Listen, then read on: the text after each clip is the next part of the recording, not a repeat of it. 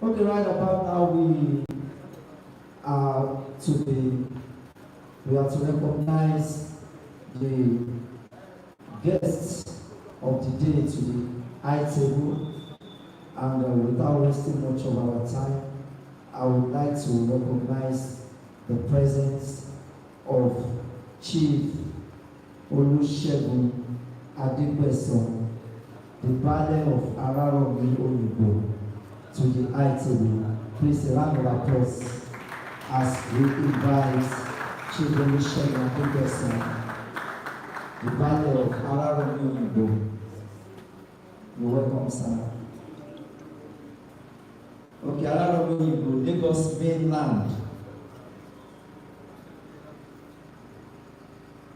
Also, I want to invite to the high table Ambassador Sheriff Ayodele Oderinde, Ambassador Sheriff Ayodele Oderinde, to the high table. Please, a round of applause, please. You're welcome. Also, to the high table, I want to invite the Chief Fire Officer, the Commandant Technical Training Department, Additional Semil, represents Director, Lagos State Fire and Rescue Service. Please, a round of applause for him, please. You're welcome. Also to the high table, I want to invite representative of the Commandant General of the NSCDC, JCC Pasay Dapper Johnson. You're welcome, sir. Please, a round of applause for me, please. I would also like to invite forward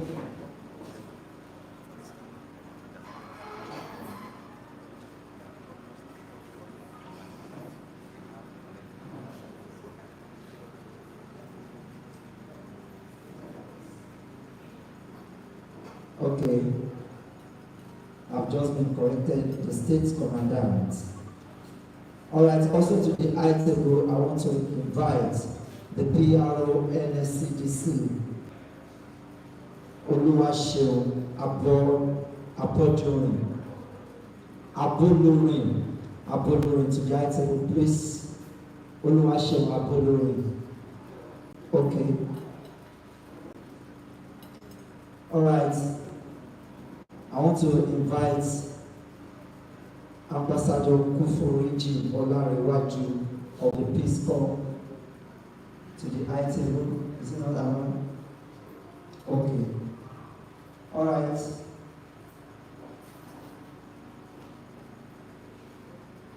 Alright, without wasting much of the time, the high table is practically filled up. We move straight to the program as we observe the national anthem.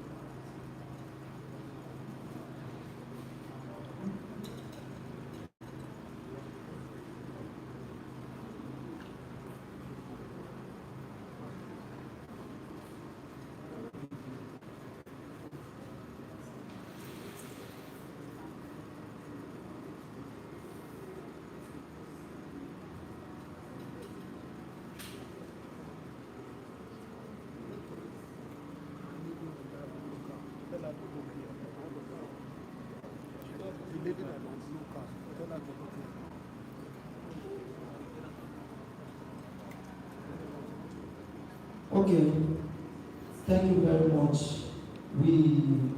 I would like to call the DG of Comisa, with all due respect, the DG of Comisa, Ademario Emmanuel, sir, to the item. Please a round of applause for me.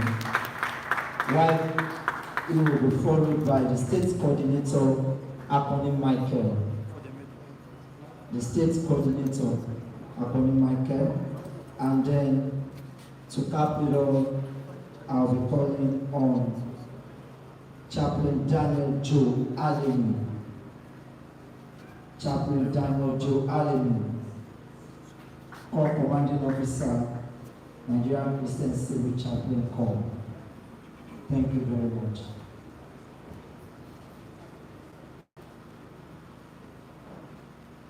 Okay, gentlemen.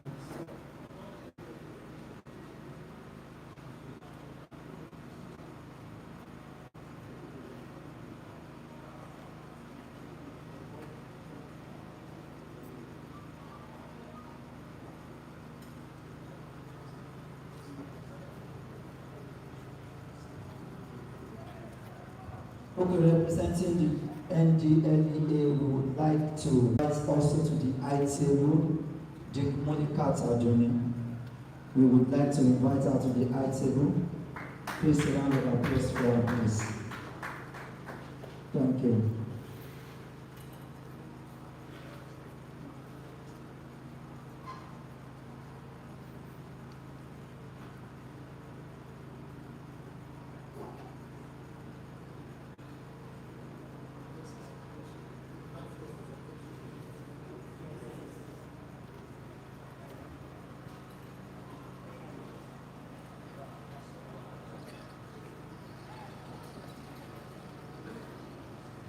Also, we would like to invite to the I-table the representative of the DSS, Awa Oyapidon.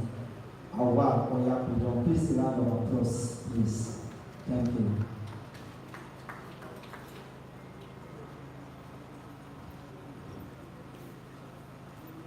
Okay, gentlemen, without wasting much of our time, we would like to observe the national anthem as the program proceeds. Thank you. Let's stand for the national anthem.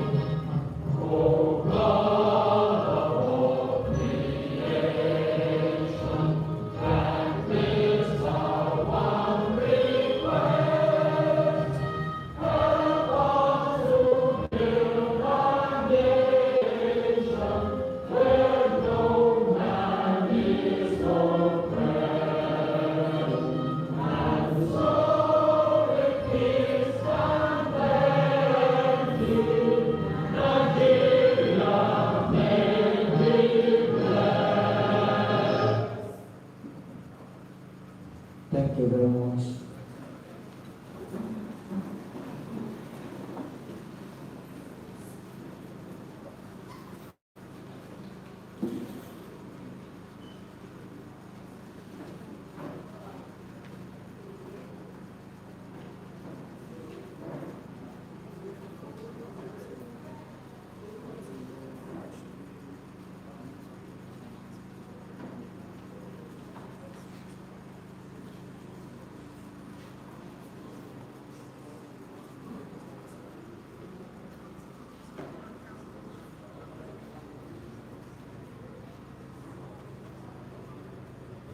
Okay, right about now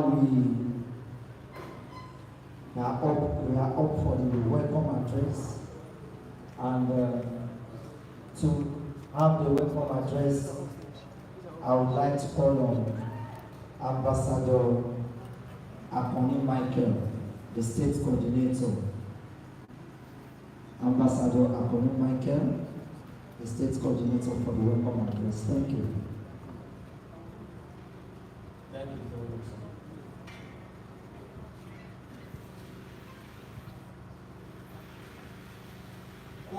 Sir, our response will be complementing national security.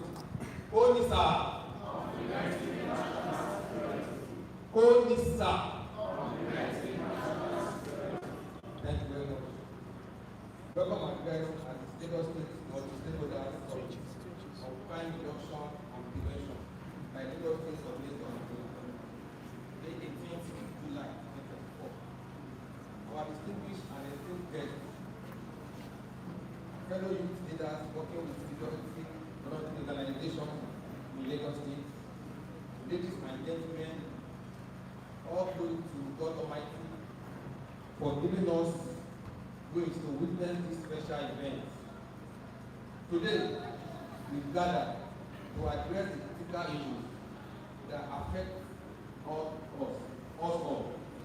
Crime prevention and reduction are essential for building a safe and prosperous society.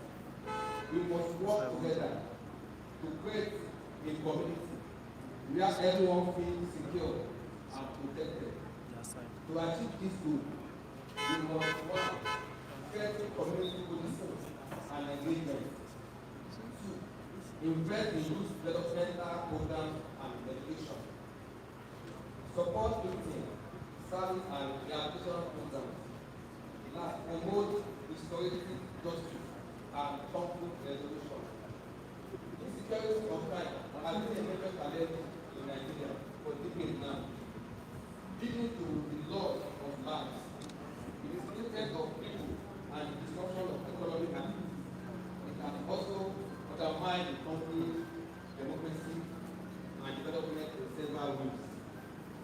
In addressing the root cause of insecurity or crime, such as poverty, hunger, there is need for assessment, rehabilitation, and unification of displaced persons who have become the preferred market for bandits and other terror groups in the nation.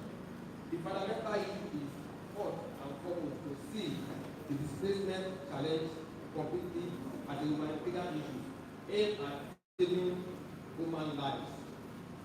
Conflict and displacement to us are not mere regional issues.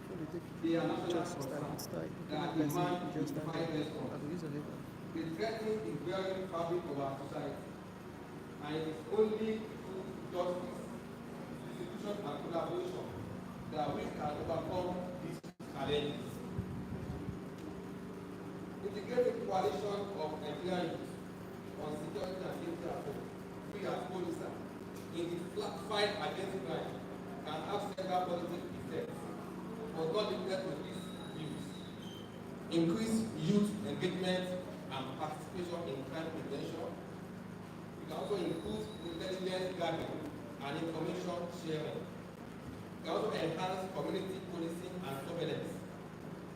More effective crime prevention and intervention strategies from the youth.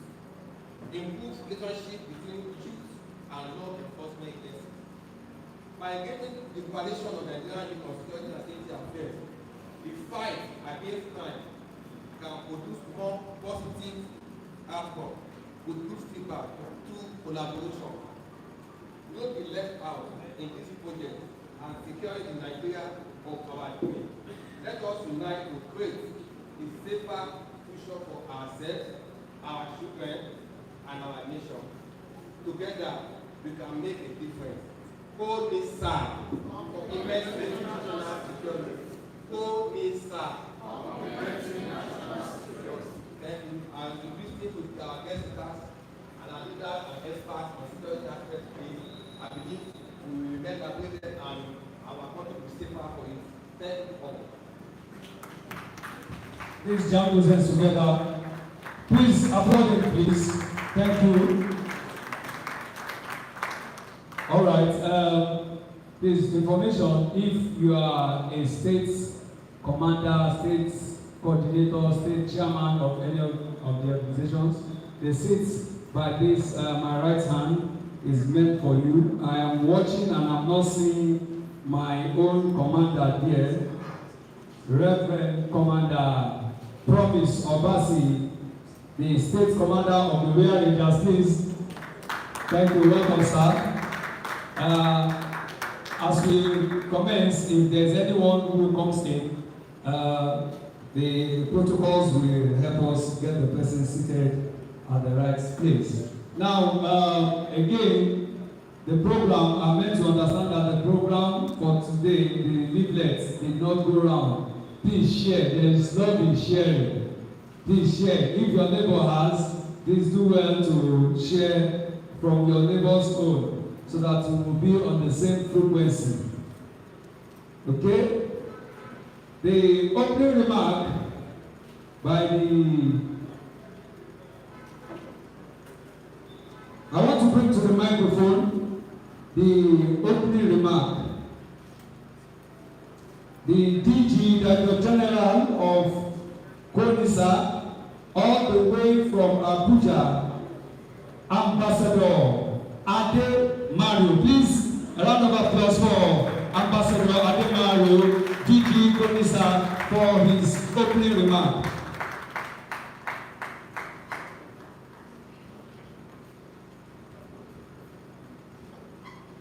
Build the youth. Build the youth.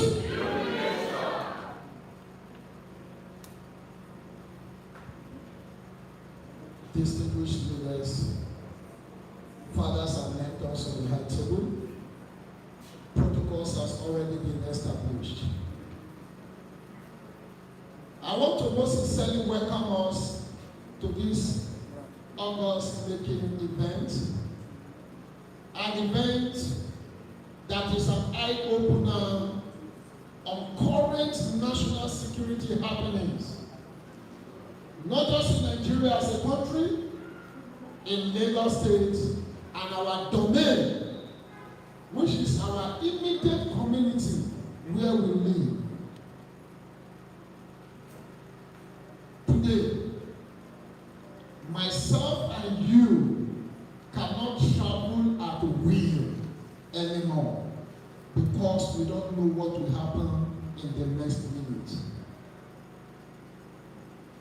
In the year past, when we were coming up in the villages, we can boldly sleep in front of the house without fear. We can boldly sleep inside the house without locking our doors. What happened to those good days? Where do our leaders get it wrong? And what has led us to this unrest? In a time as this, there is need for all of us to wake up from our sleeping bed and speak with a voice of eliminating this view that has become a sleepless night on us. If today we will leave our houses, go out for our legitimate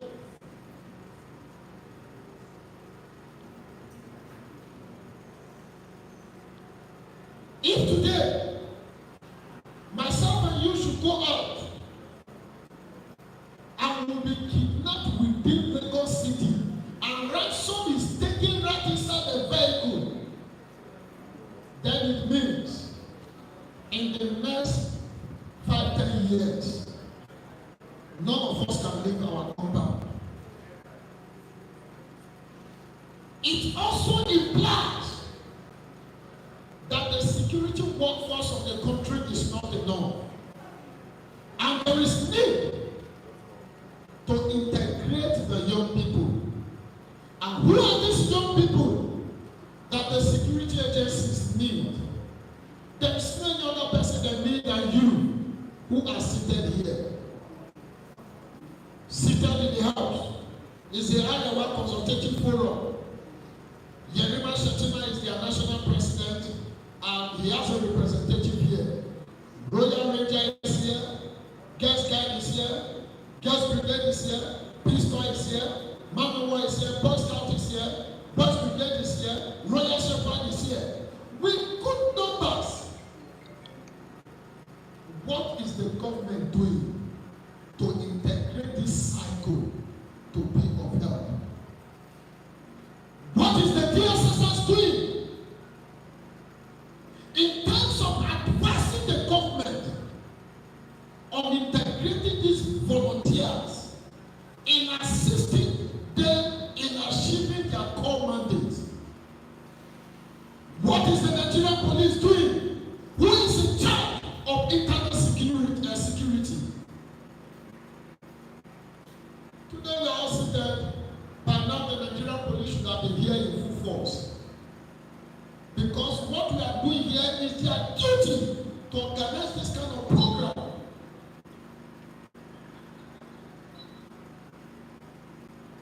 I want to use this video to appreciate the NSCDC.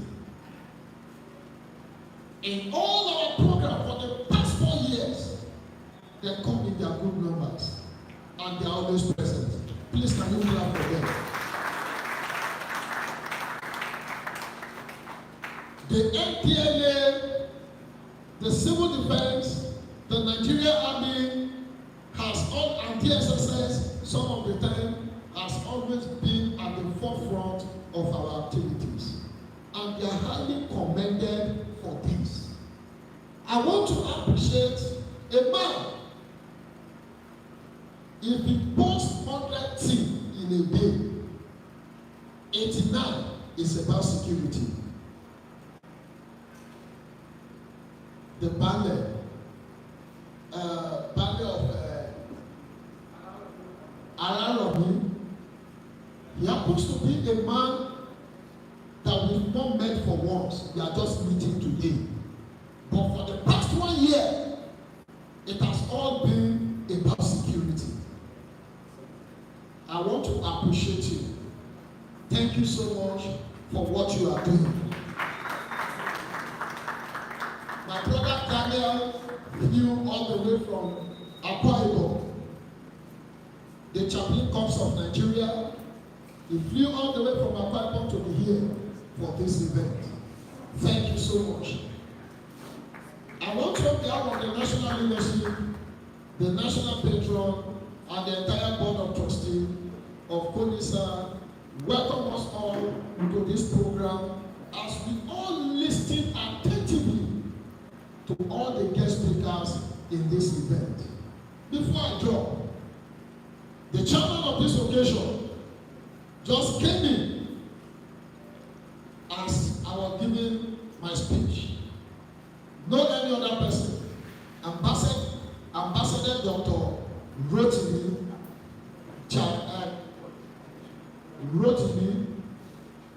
Taylor George. Please, just come to the high table. Your seat is just beside me here. Just move to the high table directly. He is a young man. He is a chairman of this program. We don't need old men to come and become chairmen of our programs anymore. We are bringing young people of our generation. The old men have failed us. They have refused to lead us right. That is why we are where we are. So we need young people to come on board and start changing the narrative. Thank you, and God bless you all.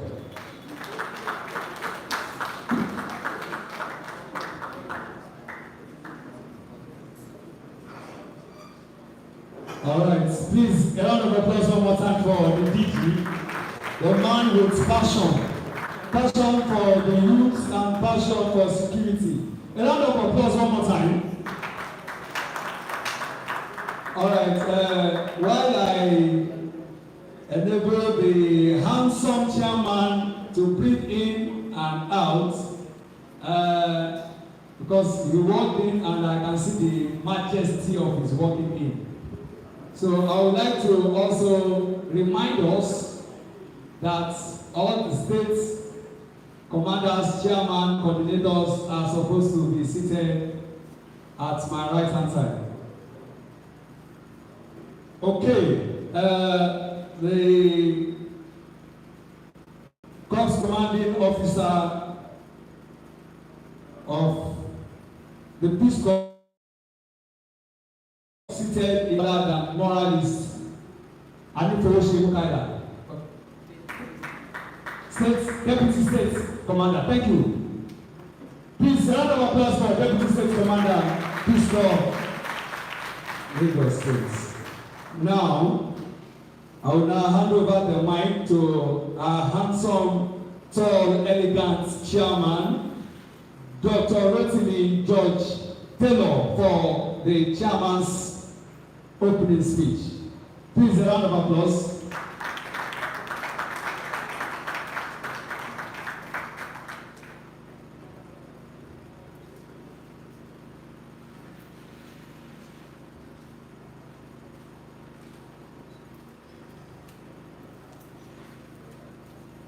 Good afternoon, everyone.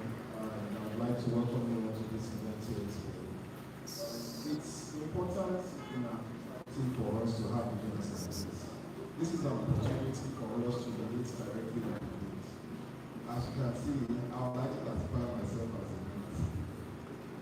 But yes, these programs are important for us to impact the society, for us to educate the youth, to let them know what is going on in the environment, what's going on in society, how to stay safe, always doing the right thing at the right time. And, I pray God bless us as we progress. Thank you. Very short, precise opening speech. All right. We also have in our midst the representative of the Honorable Commissioner of Youth, Mr. Olukosi Julius. Mr. Olukosi Julius is now midst. Please come over, sir. Come over, please. Protocol. Thank you, God bless you. Please jam your hands together for him. All right. Gradually, we are entering into the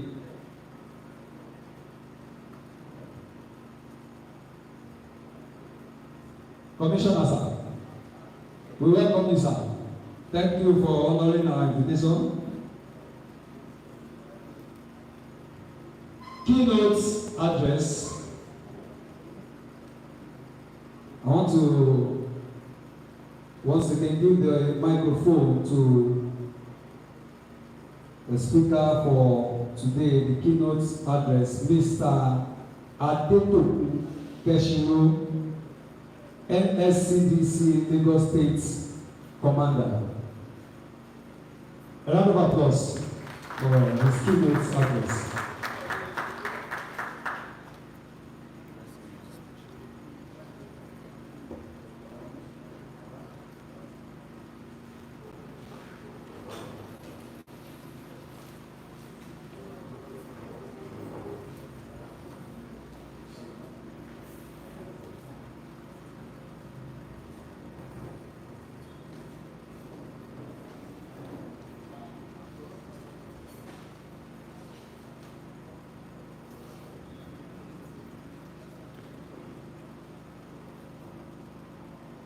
Good morning, everyone. My name is Deputy Commandant Patron Johnson, the head of National Critical Assets and Infrastructure, Nigeria Security and Civil Export. I'm representing my state commandant, Commandant Sunday Adetoku Keshiru, who is away on another very important assignment. I'm going to read his keynote address. But before I do that, let me just take time to commend the organizers of this program. I think it's very commendable. It's a valuable program, especially at this point in our life and as Nigerians, where it is pertinent that security has to be prioritized. Because as we have it now, there's apprehension everywhere in the country. No zone of the country is completely safe. Some states in the country are relatively safe, but we don't have any zone that is completely safe. And that is why this program is very important to us. It is very important to Nigerians as a whole. Because no country, no society can prosper in the vacuum of adequate security. Thank you very much. Now I will read the keynote speech by my state commandant, Commandant Sunday Abidotu Kesho. Integrating youth in the fight against crime, violence, extremism, and drug abuse in Lagos State.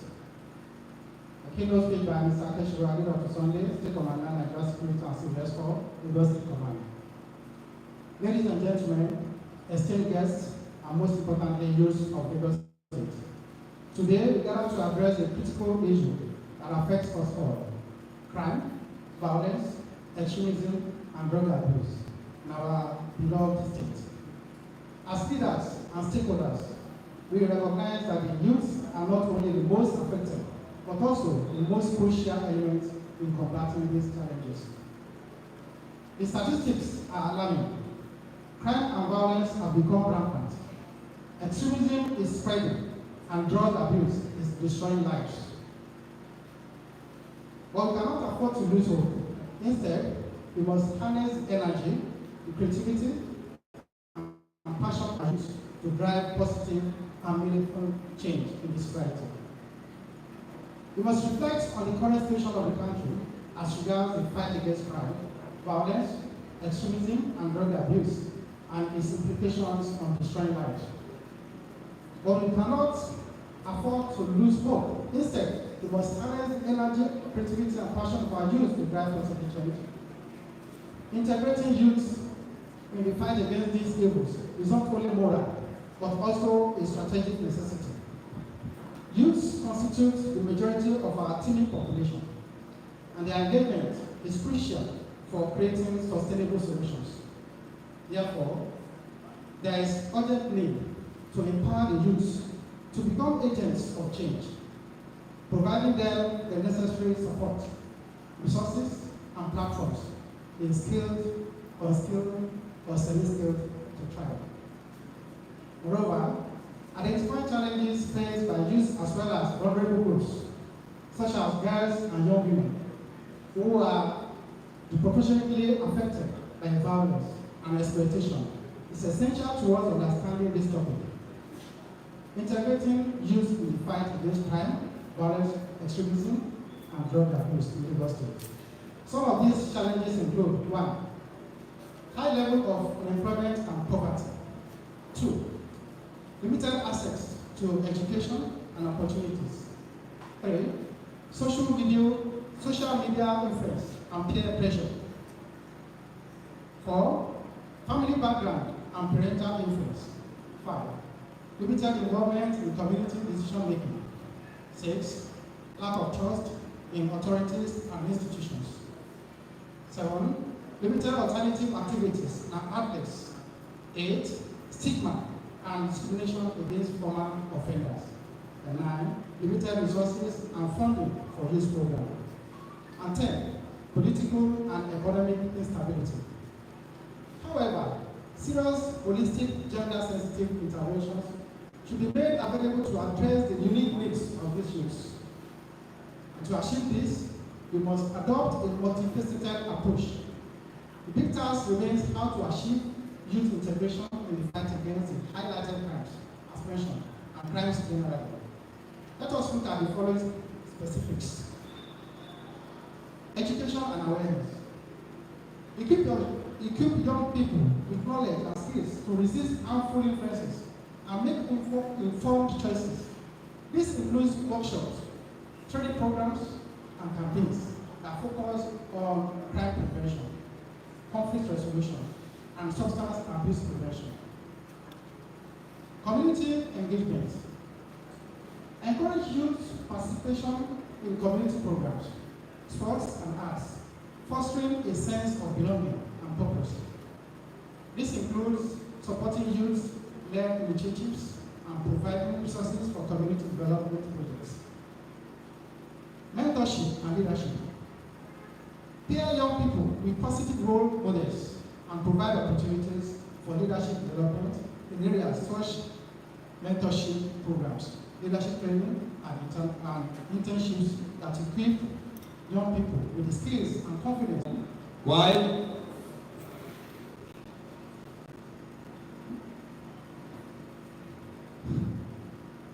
All right. While the speech was on, our amiable national patron came in, and I want to also bring him to the podium for his address, the speech. I'm talking about none other than Ambassador Dr. Adebamiji Olaniyi.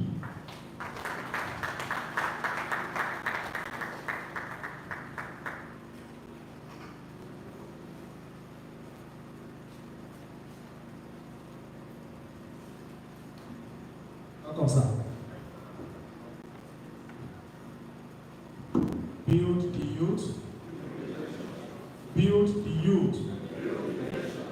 Destroy the youth. It's a privilege to be here once again. Good morning, my fellow colleagues. And it's also a privilege to be your national patron. I'm also a young man like you, probably younger than some of you. And this event organized by the Coalition of Nigerian Youth on Security and Safety Affairs, Lagos State Chapter.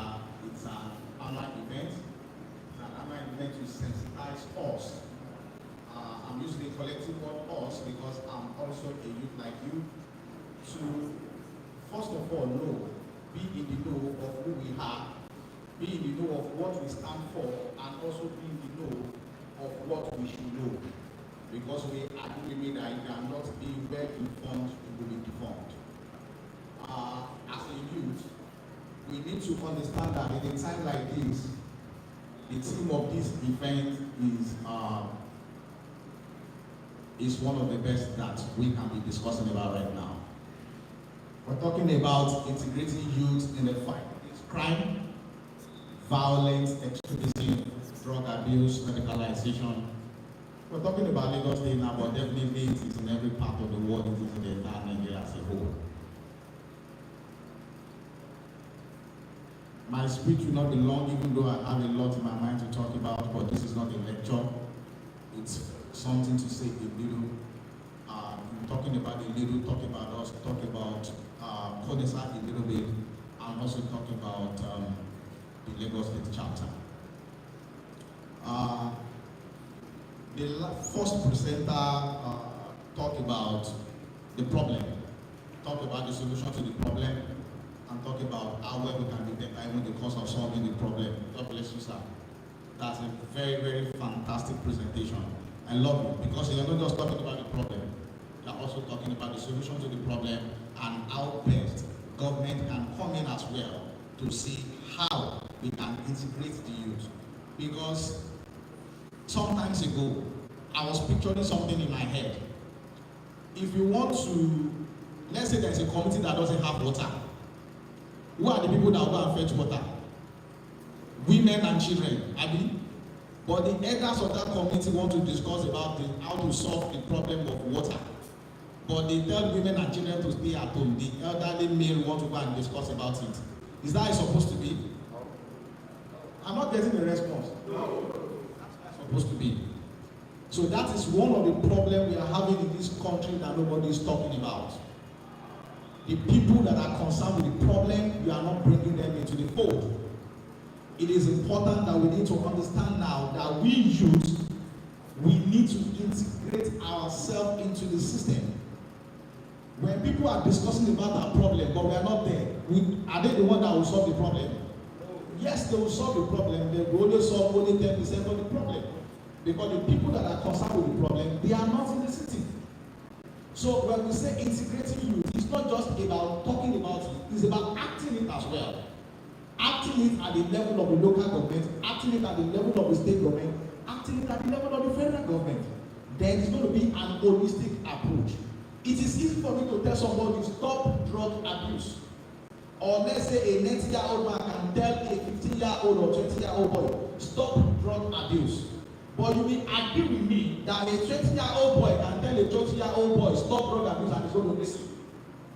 This is part of what we're talking about. At every level, we should integrate youth. And when we integrate youth, all these fights we're talking about is going to be much more easier to win over than a continuous talking that we've been talking about for many, many years. The bottom line of my discussion is get youth involved in youth matters. Thank you.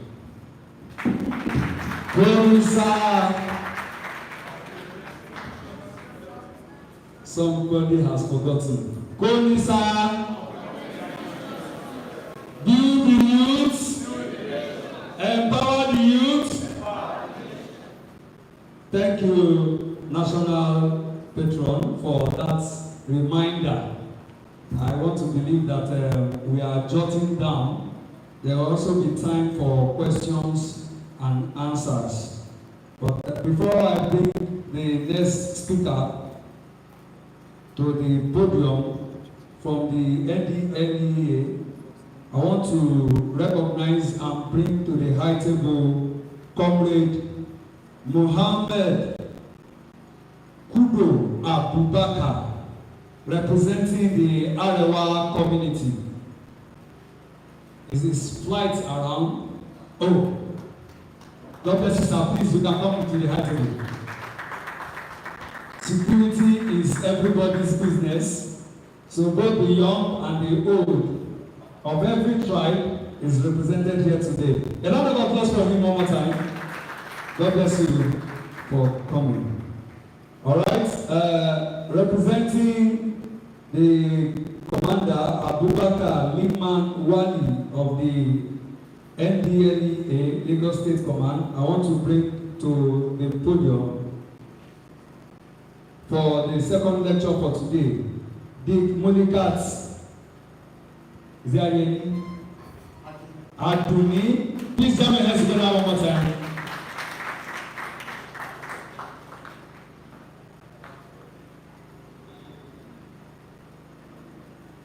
Thank you. Good morning, members of the high table. Please permit me to stand on the existing protocol. I am here representing my commander, the Lagos State Commander, NDLEA, in person of Commander of Narcotics, Abubakar Liman Wali. He brings greetings, asked me to ask how you're doing. And I also want to commend the organizers of this program, especially the DG, because if you see somebody who has passion for youth, that person has passion for life, and he or she has passion for the economy. When the youth of a particular economy or community is thriving, that goes a long way to tell us that that community is going to thrive. And as we continue, I just want to believe that we have one or two things to take away from here. I will be talking about drug abuse, violence, and radicalism. I must tell you that drug use and abuse are seen as a substance that fuels all the social vices we are talking about. But before we go into that, if you look at the United Nations drug against drug abuse and illicit drug trafficking for this year, if you look at that thing, it says evidence is clear invest in prevention. If all of us, as we are seated here, as security agents, we have the mindset that we need to prevent this. We need to prevent the involvement of youth in drug use and abuse. I think that will go a long way in building our economy. When a thing is prevented, it is better than it being treated.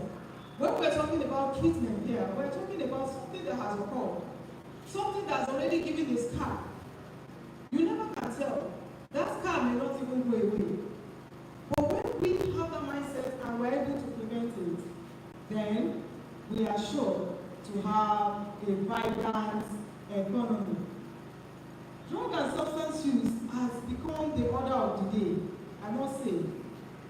Not because NDLA is not working, not because security agencies are not working, but because of the emergence of new psychoactive substances. There are so many substances that are coming up now that are not under any form of regulation. That is what makes it very difficult for anyone to say that we are reducing drug use and abuse completely. So what we say is that we are reducing it to the barest minimum. We're reducing it to the barest minimum. These new psychoactive substances are something that even when as an NDLA officer sees with anyone, we will not question you, we will not arrest you. Because these things are just things we find around us. They are things we use in our homes. And these same new psychoactive substances, they give the same effect as the other conventional drugs. That is why it seems as if it is just going on and on and on. And I know that with you, with us, with every one of us putting our hands together, we will fight this drug war to the barest minimum. Most worrisome is the involvement of youth. If you look at our society these days, you see the young ones that are supposed to be the ones that will lift up the economy of a nation. You see them taking away from drugs. But again, one thing I want all of us here to understand is that drug use is a brain disease. People oftentimes have come to ask us, there are people smoking, you take them to your office, after some time you release them. Yes, because we have the understanding that these people are sick people. They have brain disease and they need help. So what NDLA do for those kind of people is to rehabilitate them, we counsel them, and we reintegrate them back into the society. And some people may ask, how many of them are you integrated? That is where the question is. When a drug-dependent person is rehabilitated and maybe reintegrated, and peradventure he relapses. Hello? Relapse is part of treatment. Drug use and abuse is that there's nobody going into drug use today with the intention of getting hooked. But it's just unfortunate that they get into something that they don't know the end. They are just seeing the beginning. They don't know what the end is going to be. It's something that you cannot just walk into and decide to walk out on it. But if you ask them, they will tell you, it's just a habit and I can drop it at any time. It's not like that. It is not like that. That is why all security agents must put hands together for us to win this drug war. And before now, when we're talking about drug use and abuse, all focus goes on the male. All attention is on the male child. This boy, this, But it is no longer so. And when you look at the rate of banditry, you find women in that category, in that group. Are they doing it with their clear eyes? No, they are not. That is why we say drug use and abuse or substance use are fuel to any form of crime. If an armed robber is going to steal or to burgle a place, he or she must have been under the effect of something. That is why we are saying that drug use is a break, but they are all acting under the influence of drug use and abuse. So drug use is on the increase, just like I said, due to the psychoactive substances around us. if you see a male child with a gallon of fuel, for me as an NDLA officer, I would just say, okay, maybe he wants to use it for generator, he wants to put it in his car, he wants to, things like that. But then we don't think of anyone coming to invade it. When we find people doing that. As NDLA, we cannot follow everybody everywhere. That's why each time we come out like this, we draw attention to it so that you yourself, you'll be conscious of what is happening in your environment. And as security agents, we have a whole lot of role to play in this fight. As NDLA, as police, as immigration, as we all have a role to play. That is why NDLA do not only remain in the office. That is why you find NDLA at the airport. That's why you find NDLA at the seaport. You find NDLA everywhere, the local governments everywhere. Because we know that we need to really know what is happening around us in order for us to have a good fight on this drug use and abuse.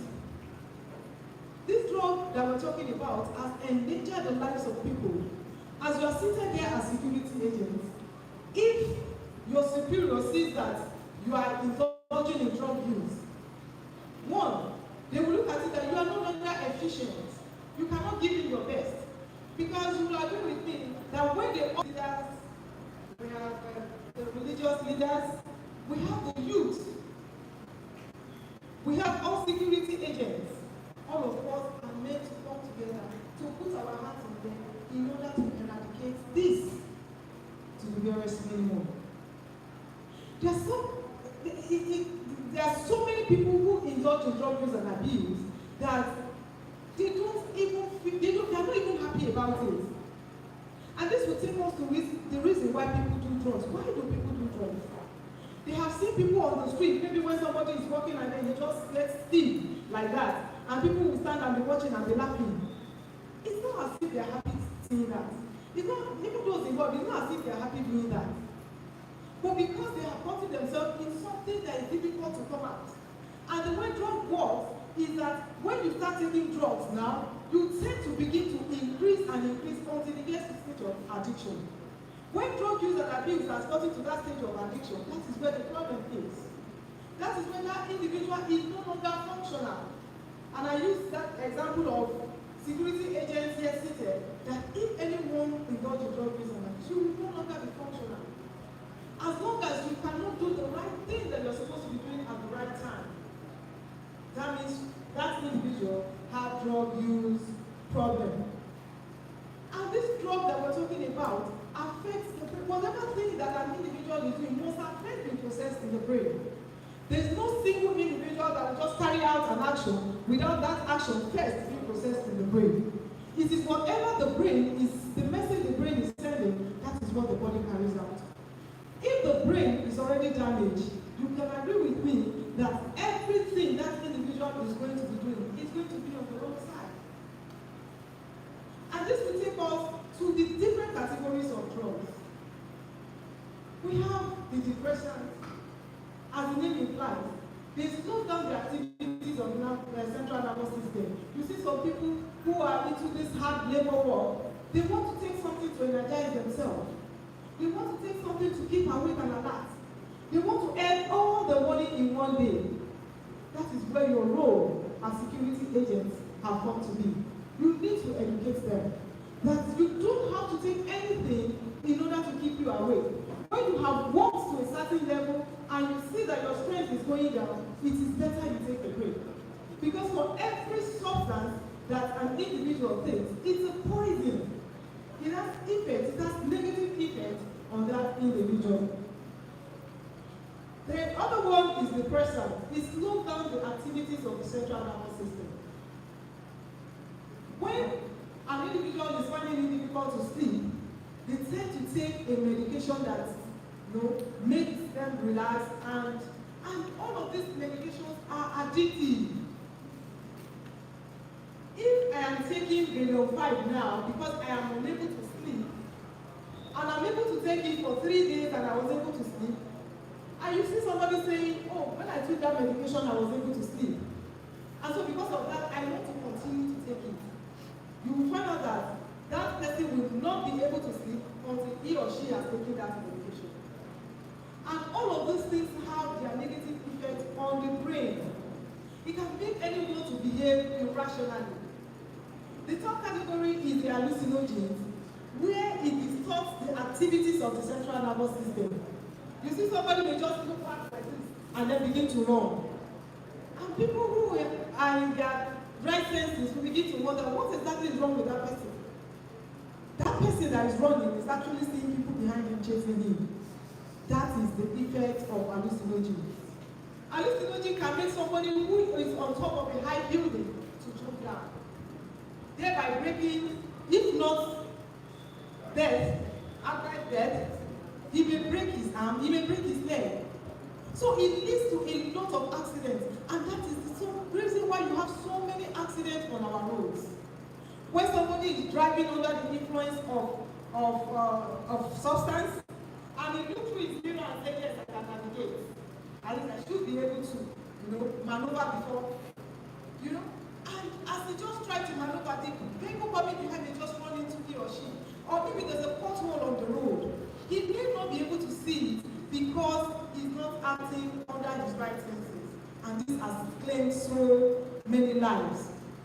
So drug use and abuse, if you want to look at it, has no benefit in whatsoever. Well, I must say that drugs have benefits. Even these illegal drugs we're talking about, they have their medicinal values. That is why it is always said that for you to take any drug, you must be taking it under medical practitioner, under the prescription of a medical practitioner. If you look at tramadol, our young boys take it, our youth take it, our young adults take it, they put it in the drink they take. Is that the way tramadol was recommended? Is that the reason for which tramadol was recommended? No, it is not. They use tramadol in the hospital for pains, very severe pains, excruciating pains. Because people often ask, when you people know that these drugs are illegal, these drugs are harmful, why then are they continuing to produce them? They have to produce them because of their medicinal values. For somebody who has undergone a surgery that is badly with pain, they need that kind of pain reliever, that strong pain reliever, in order to relieve that person of the pain. Then the cannabis we're talking about, that is the only drug that is grown in our country, Nigeria. Cannabis will have its own medicinal value. Cannabis has its oil, which for a country that has a good regulation, we are making money out of it.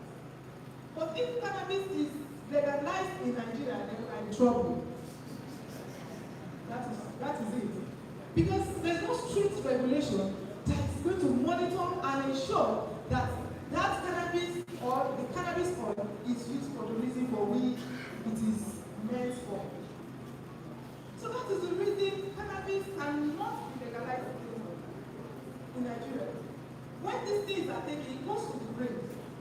When these things are taken, it damages the internal organ. Let me use the lungs as an example. Because even the producers of tobacco, they said it, that smokers are liable to die young. They know that they are liable to die young. They know the implication of those things. But they still produce it because alcohol, tobacco are all legally acceptable drugs. You cannot be arrested, you can only counsel you, you can only advise you on how to go without it. When the lungs is damaged, what happens? You find out that that individual is going gradually to his death. When the lungs is damaged or is perforated, then they now begin to switch off. They sew it here today, tomorrow they sew it here, next tomorrow they sew it here. Before you know it, you tear open again, and then that individual will just pack up.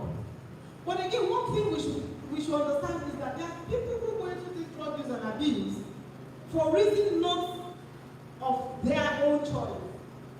Some people whose family, they are born in a marginalized society. Some people have drug use in the family. For an individual that grows up in a family where they do drugs, maybe the father takes substance and the mother takes alcohol. Whether we like it or not, our children see us as their role model. So it is whatever we do that they tend to emulate. That's why as parents, you should be good role model to your children. I know we are parents here. You should be good role model to your children. Don't do that thing you don't want them to do. Another one is hereditary. Yes, crime in the family, genetics.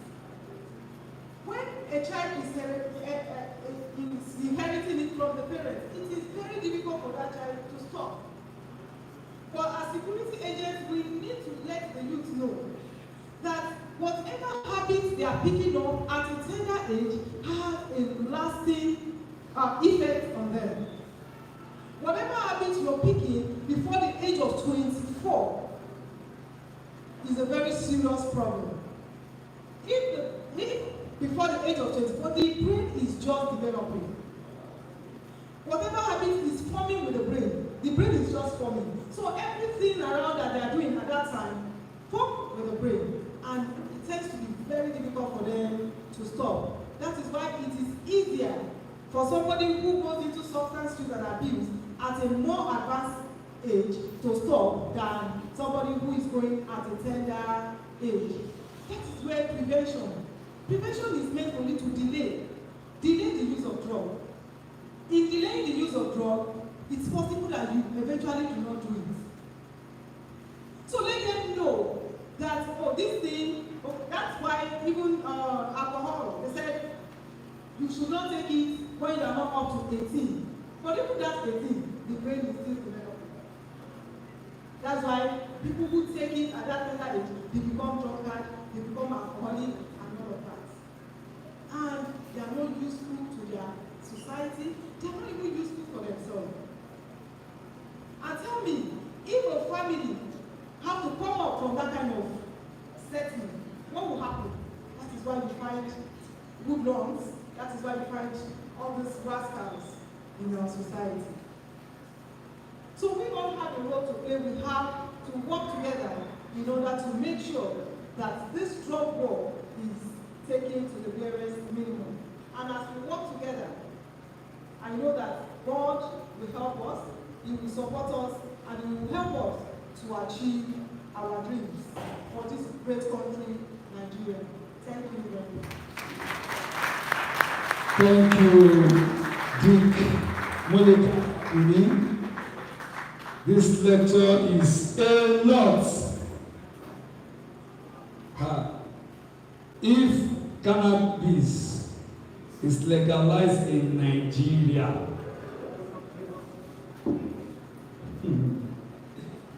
we will have more baboons, and Nigeria will become a zoo. Somebody will just wake up and start shouting. There's this popular shout that is raining now. Who will remind us? If somebody misbehaves just like she demonstrated. I'm colors. Okay. All right.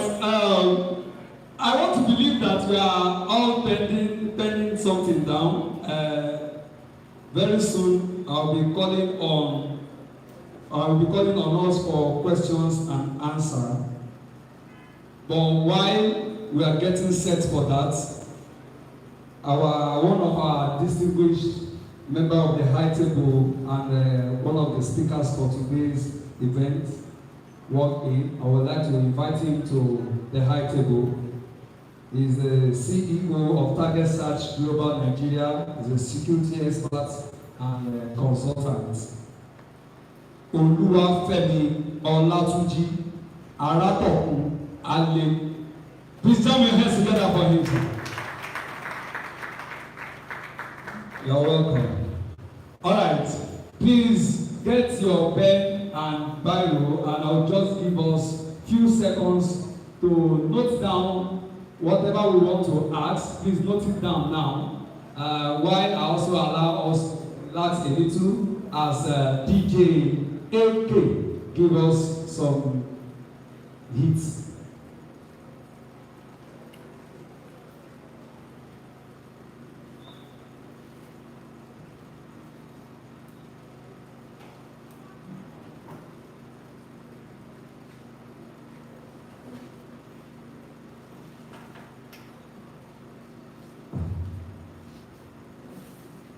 Okay. DJ, have fun. All right. I hope you can remember everything that has been said so far from our compassionate DG, his words, the patron's address, the representative of NSCDC, DCC Fasaye, and the representative of NDLEA. That wonderful lecture we just had. Try to take your mind back. If you were not jotting, try to use this minute to take your mind back and thank you. God bless you. Are you ready? DJ.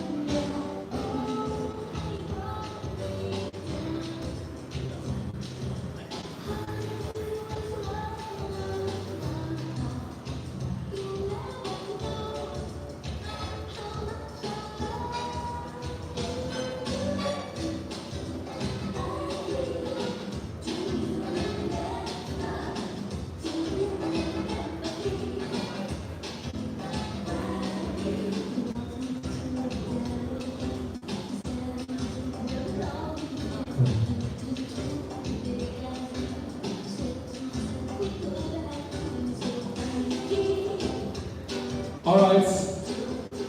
Thank you. That's music. Only our dad is over here and then we submit that music. Youth are in the house. I think something that will make us.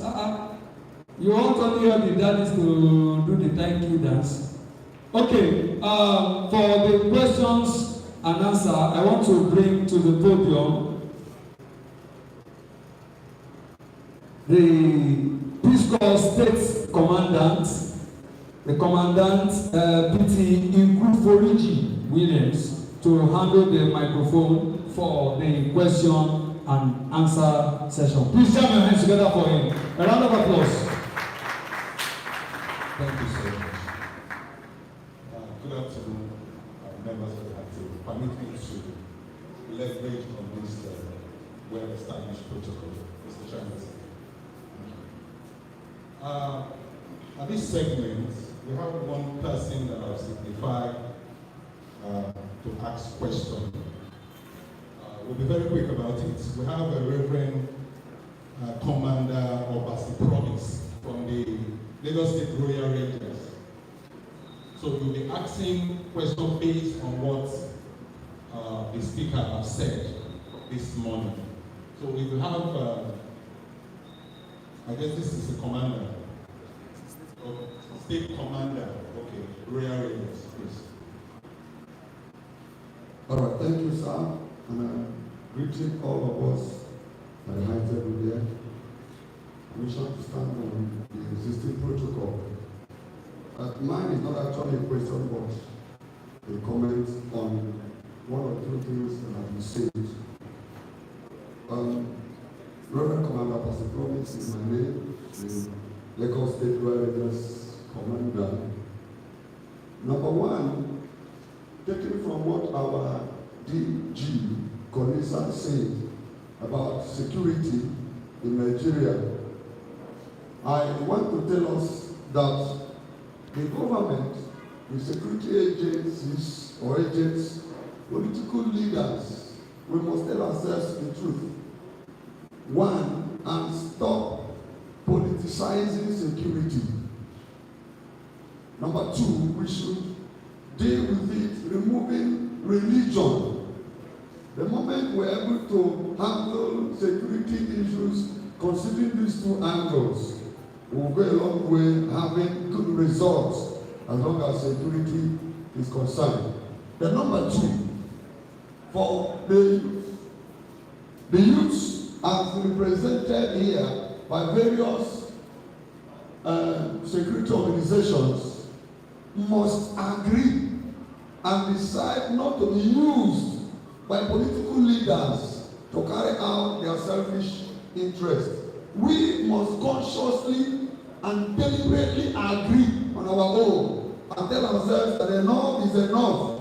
We will no longer be allowed to be used by the selfish political leaders to fulfill their selfish aim. Until we do that, we will continue to be used and dumped. I use the word used and dumped.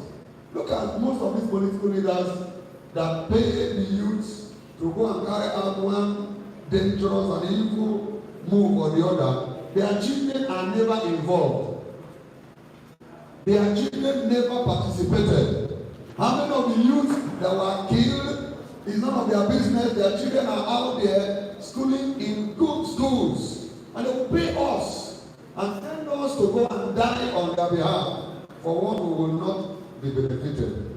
Let my fellow youths and various youth organizations go home and then advertise this issue. Tell ourselves that enough is enough to be used by these selfish political leaders. Thank you. Thank you so much, Reverend Commander Opasi, for the Lagos State Royal Ranger Band. I think that is a message for us, the youth. Let us stop being compromised on our lives. The truth of the matter is that these politicians, they don't use their own children. They use the youth. Let us take a cue from what they have said. This is an admonition, an advice to all of us, the youth. Build the youth. Build the youth. Build the nation. Build the nation. Please, if you have questions from what the speakers have said, please kindly signify. Okay. Tell us your name, your organization, then you quickly ask a question. Thank you.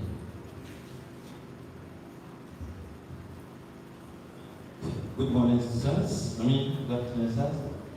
I want to quickly thank the presenters of these keynote addresses and, of course, our high table dignitaries.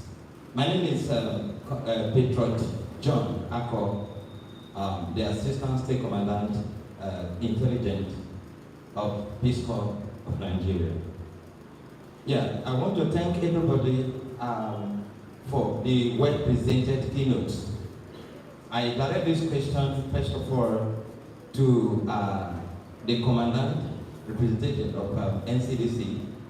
In the course of your presentation, you made mention of getting the youth integrated or collaborated to fight the insecurity in the country.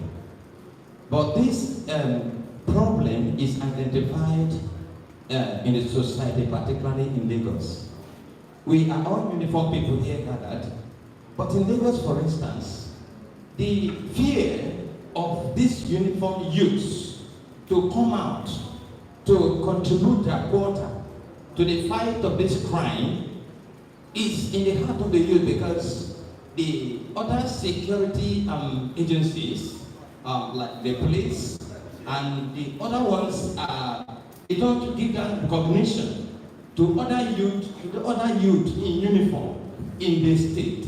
How do we come in which way can we come in to add our own quota to assist them in order to combat this insecurity in the state, and particularly in Nigeria? Then number two, the second question goes to the DG of NDLA. Indeed, the psychoactive substances is a problem in the society. If you go around the society now, you see youths taking different substances. If you go to a party, if you go to a social event centers, hotels, you see youth taking the one they call session, and so many other things taken in the society. Of course, it's our desire to contribute our quotas. But then we want to ask, the taking of these proactive substances is indeed a pivotal menace to the which is the fueling vehicle to these limitless crimes and social violence in our society. In what way, man, can you describe your rehabilitation and, of course, the integrated programs of the concerned youth? And how can youth assist in identifying or arrest them, which inversely may serve as a deterrent to other youth in the society? Thank you so much. Okay, thank you. I think we should allow the representative of the NDLA to answer that question. Thank you for that question. Well, rehabilitation in NGLA, in every of our facilities, the states, we have rehabilitation centers. So what we do for those people, like I said in the course of the presentation, that people who use drugs are sick people. People who use drugs are not criminalized. What we do is we bring them in, we counsel them. You see, at times when officers, the supply suppression section goes for a raid, they bring all of them. And then when they get to the office, we now begin to sort. These ones are just users, these ones are traffickers. For users, we rehabilitate them. And again, I said, after the rehabilitation, it is possible that they still relapse. Say, for instance, somebody who does not have anything doing, and a friend comes to advise, come, let's take this thing, you forget your problem. That is what matters to them at that time. And then they take it too, thinking they are forgetting their problem. But one thing that you, as need to keep telling them is that whenever there's an issue, you need to look for a lasting solution. It is not a temporary one that while you are taking it, after a period of time, it wears off. So rehabilitation is done. We keep them there. We have outpatients, we have residential counseling, where they have to stay in our facility for a number of months. And when they are discharged, they are placed under discharge on parole. That means they still have to keep coming for close monitoring. That close monitoring is to reduce the chances of going back to it. But even when they go back to it, we don't crucify them. We still continue to rehabilitate and rehabilitate and rehabilitate until eventually they are able to come out of it. And you're talking about the stiff, from what I understood from what you just said, like asking for a stiff punishment for them in order for others outside not to do that. If you're talking about traffickers here now, or dealers, that's a different ballgame entirely. Those ones, they face the law. Those ones are charged to court, but not drug users. Not drug users. Thank you so much. I think you understand the answer to your question. Okay? So users are not being punished, but the dealers and the traffickers. Do we all agree with that? Okay, the first question I think is, okay, I think the chairman has something to tell us. Good afternoon, everyone. Again, my name is Dr. Roti, and I would like to just make a statement based on my own personal experience. Now, when I was in the university, substance abuse was rampant, and I guess the question now is, why wasn't I a part of that? And let me tell you the simple solution. Why I also feel that harsh punishment is needed for situations like this.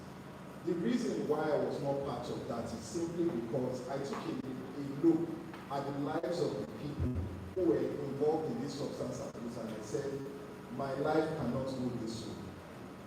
I know what I want from life. I know that I want to achieve, I want to reach for the stars and all of that. And it's simply that motivation, it's simply that goal that I had inside that allowed me to refrain from that. And there was another question that you asked based on the collaboration with security agencies and uniformed personnel. Again, speaking from experience, I believe it's only somebody that has something to hide who will be afraid of uniformed personnel. From my own experience, even sometimes because of the nature of my work, sometimes I move late at night. I prefer going around areas that I see uniformed personnel there. And everything is still a matter of approach. How you speak to somebody, they also say, dress how you want to be addressed. All these things are important. There are things that I just feel it's a thing of we need to bring morality back into the society. Thank you for that. Thank you so much, Mr. Chairman. Thank you. We'll listen to the, okay. Yeah, my name is Ambassador Sharif. I want to add to what the chairman said. Actually, mentorship from the parent matters so much. The moment you notice a slight change from your child, make sure you try as much as possible to address the issue. Because when they go to school or meet their friend, they have different orientation. Well, then they come back home, but the duty is not just for everybody, but a particular parent or a particular ward that is taking care of the parent needs to take cognizance of his or her own child before it becomes something that is out of hand. Thank you. Thank you so much. Morals, we have to bring it back to the house. So let's listen to the Deputy State Commandant, NSCs. Thank you very much. Mr. John Akko, who works under the intelligence department of Peace Corps. I think I have to get your question straight. Are you talking of youths that are in uniform, to collaborate with regimental government agencies? That is what I want to know. Or you are talking of youths generally, to collaborate with agencies of federal government and the state apparatus of security.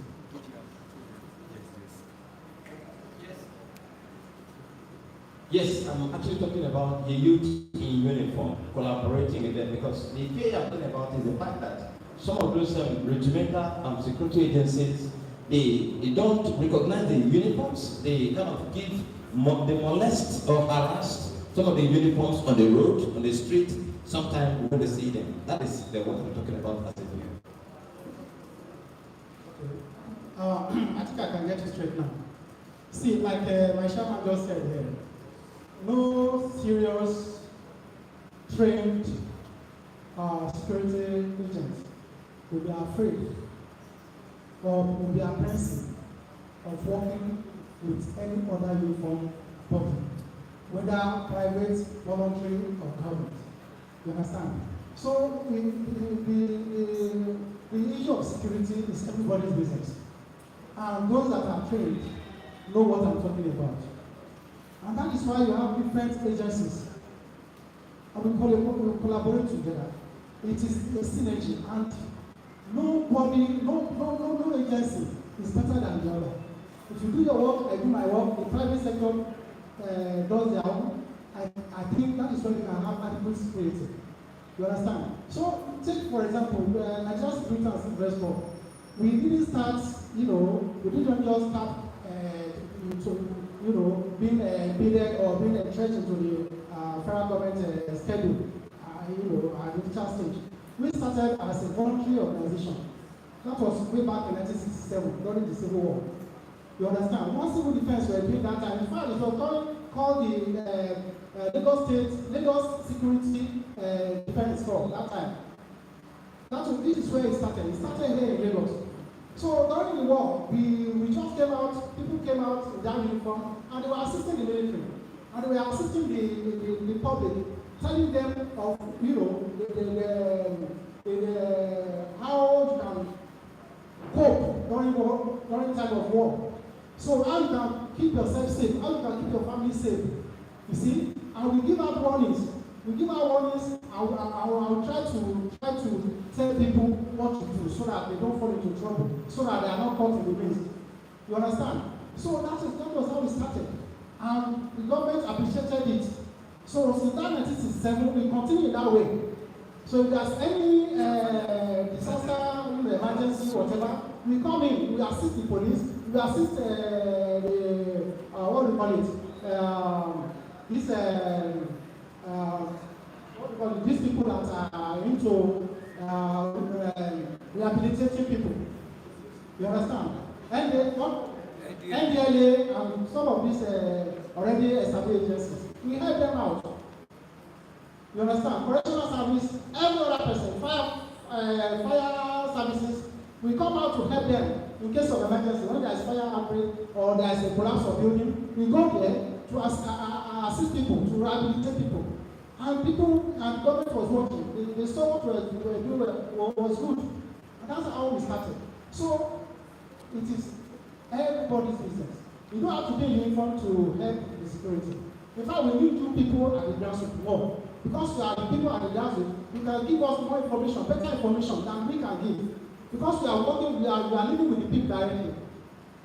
You understand? So you even have rights to arrest offenders as civilians. You have the right to do that. All you do is that you arrest that person, then you hand over to the agency that has to do with that is in charge of that has the mandate to prosecute that offense. That's what you do. You understand? So it is everybody's business. Whether you are in uniform or you are not in uniform, everything is synergy. Nobody can do it alone. Nobody can do it alone. You understand? I think I don't know if I've answered your question. Thank you very much. Thank you so much, sir. Okay, we thank you very much, sirs and ma. The question from PT John is encompassing. So many persons has the same question, and thank God you have answered. So we'll go skip over to some other ones. An online audience asked a question, Valerie Azubike. That is to the NDLEA. Are the rehabilitation centers functional under this unit? How do you identify those who need rehabilitation? Who do you send to the centers?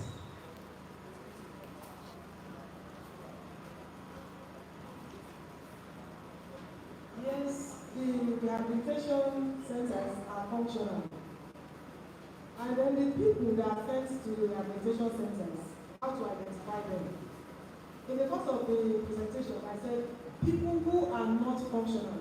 Okay, let me use university students as an example here now, because we have some of them, that while they were there in school, they indulged in drug use and abuse.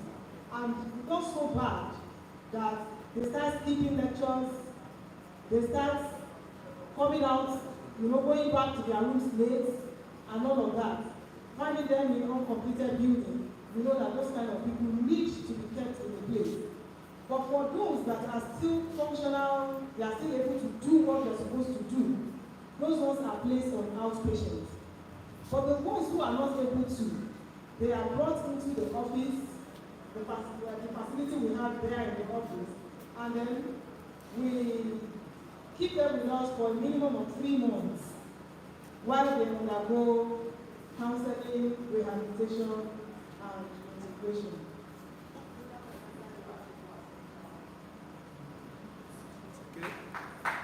Thank you so much. All right, Lieutenant Jola Yemi Emmanuel from Royal Shepherd. As a security personnel, my question goes to the representative of NDLEA. Important. Sensitization, even from the grassroots. We go as far as primary schools to go and educate them. We believe that when we catch them young, as they grow, they will not be enticed with something like that. So sensitization is very, very important. Through sensitization, they know that they need to stay away from those things. And then we do a lot of advocacy visits. We do drug education for schools, sensitization in workplaces. I know that if we have, like we have our security agents here, we have visited some of your offices to come and do sensitization. So we do workplaces, we do marketplace sensitization. So when people keep hearing and hearing over time, they get used to that information they are getting. So that helps them to stay away from drugs. So it is just saying stay away from drugs is not enough. Say no to drugs is not enough.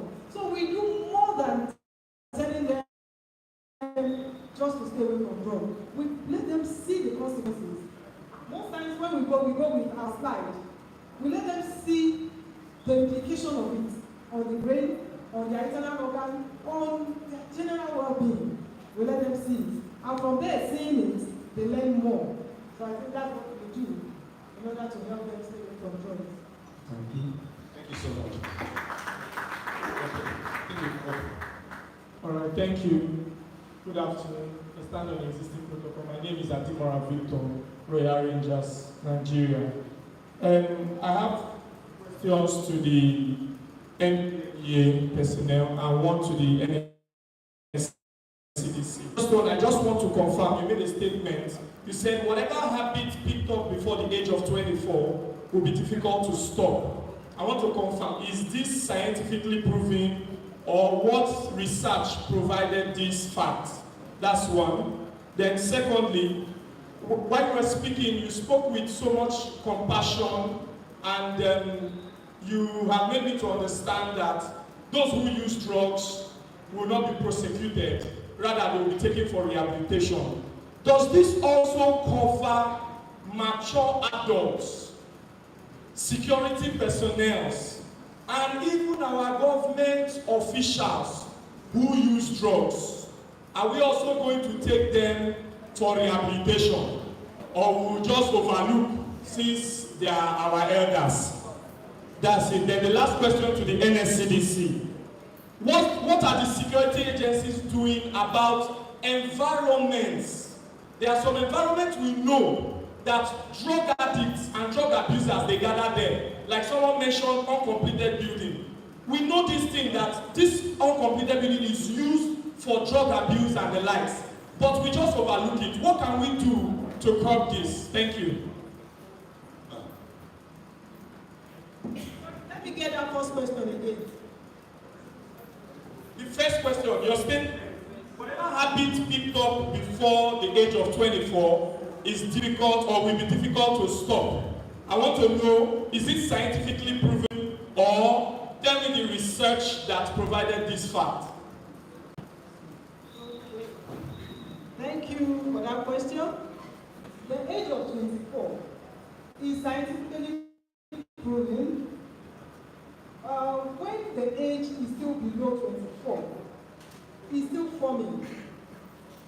And even without anybody saying it, you should understand that as a child grows up, when a child, as a little baby, as he's growing up, he begins to get wiser. That means his brain develops more as he grows. So that habit, that thing that any body is doing, the brain is forming with it. That brain gets fully matured until it's 24. Where whatever habits you are picking is no longer forming with the brain. The brain is already formed. Do you get that, sir? Okay. So when the brain is already formed, anything, you can just drop it. But that one has been built with the brain. It's very difficult to separate it. That is why we gave that age. As a matter of fact, 24 is for male, and 26 is for a female. So we look at the ranges between 24 to 29. That is the maturity of individual brain. So now talking about rehabilitation for matured adults.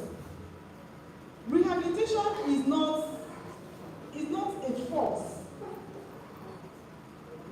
The United Nations Best Practices says that anybody you want to rehabilitate, consent to it. If you are not agreeing with me, we can't make headway. So anybody anybody who is going to be rehabilitated must have prepared his mind, must have determined that he or she wants to go out of the drug abuse. We have had mature, even up to 60 years, who have come up that they want to stop this drug. It's even easier if they come by themselves, if they are determined they want to, than you forcing them. You can force somebody to undergo rehabilitation, yeah, because the person is restricted, he will follow your rules.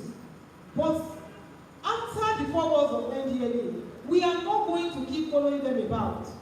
That is why that desire, that strong will must come from inside of them. So if a mature adult is ready to go for rehabilitation, why not? They will be rehabilitated.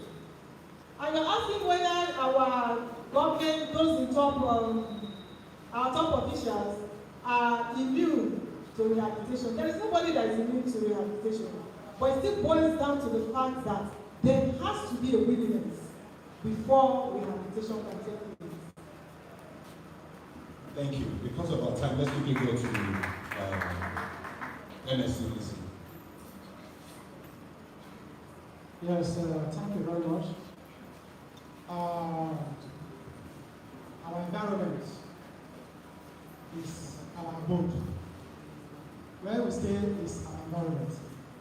And whatever happens in our environment, we have to be wary of it.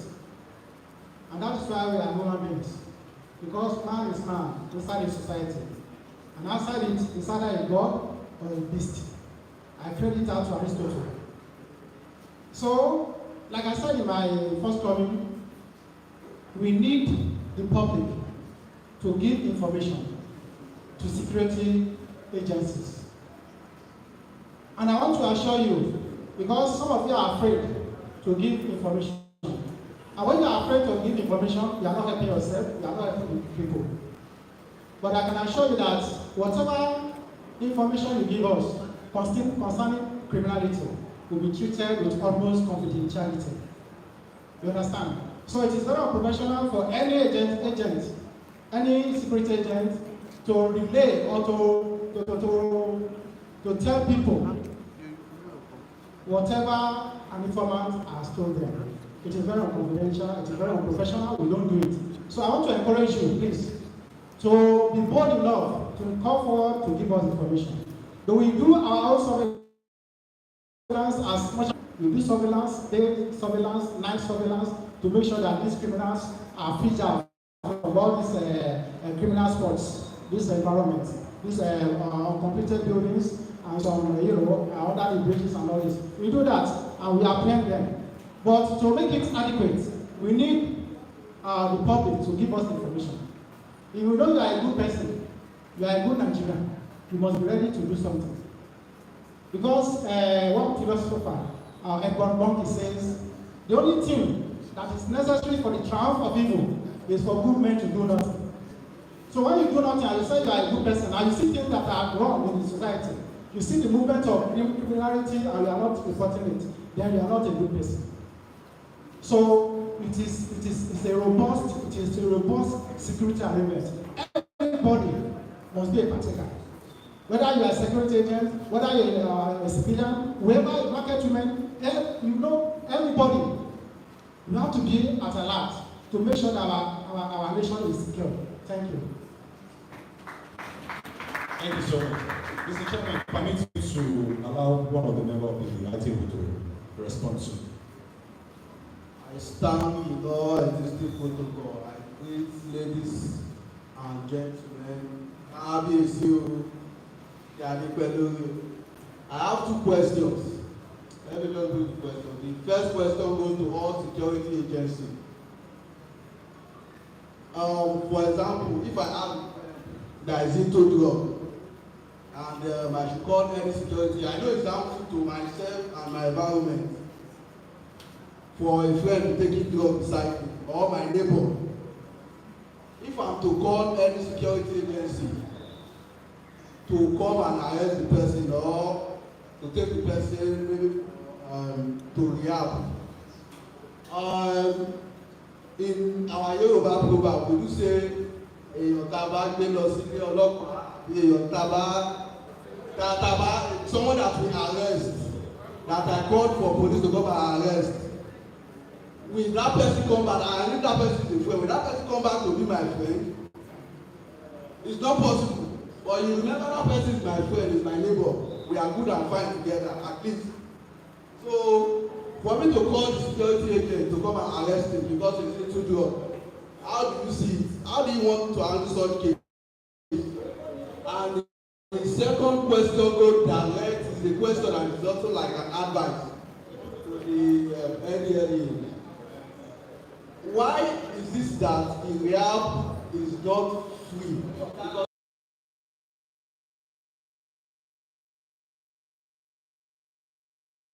for support, because they want to take them to the rehab.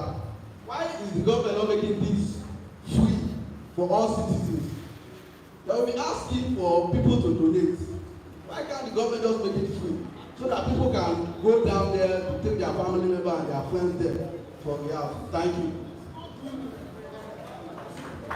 Thank you, sir. I think Madam from the NDLA.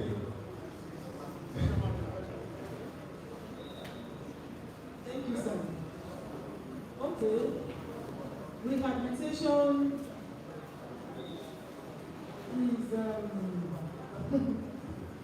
is free in some places.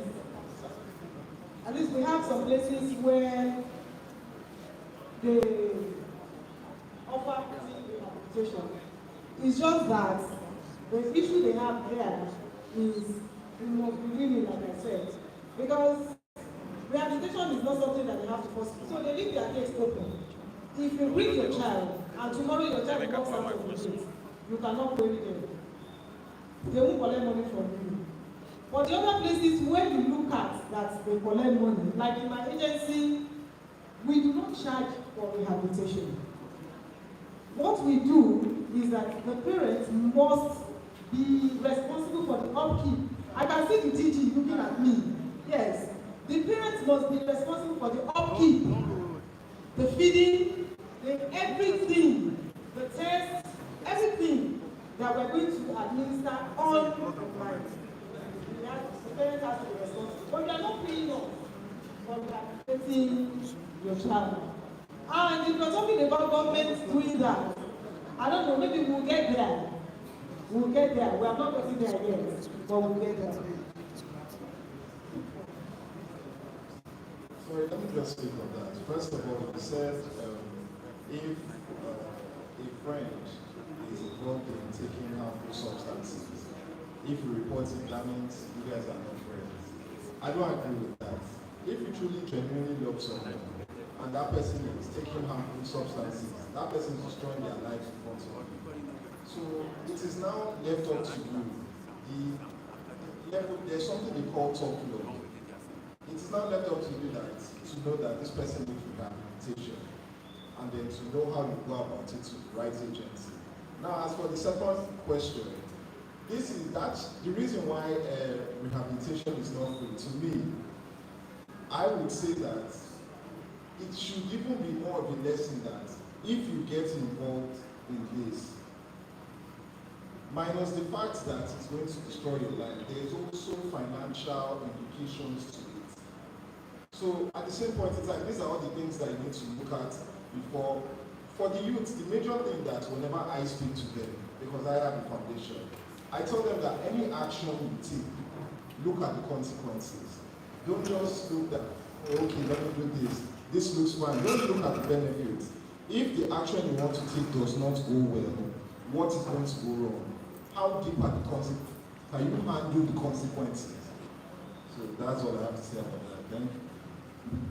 I think because of our time, we will not be able to take any question or responses again.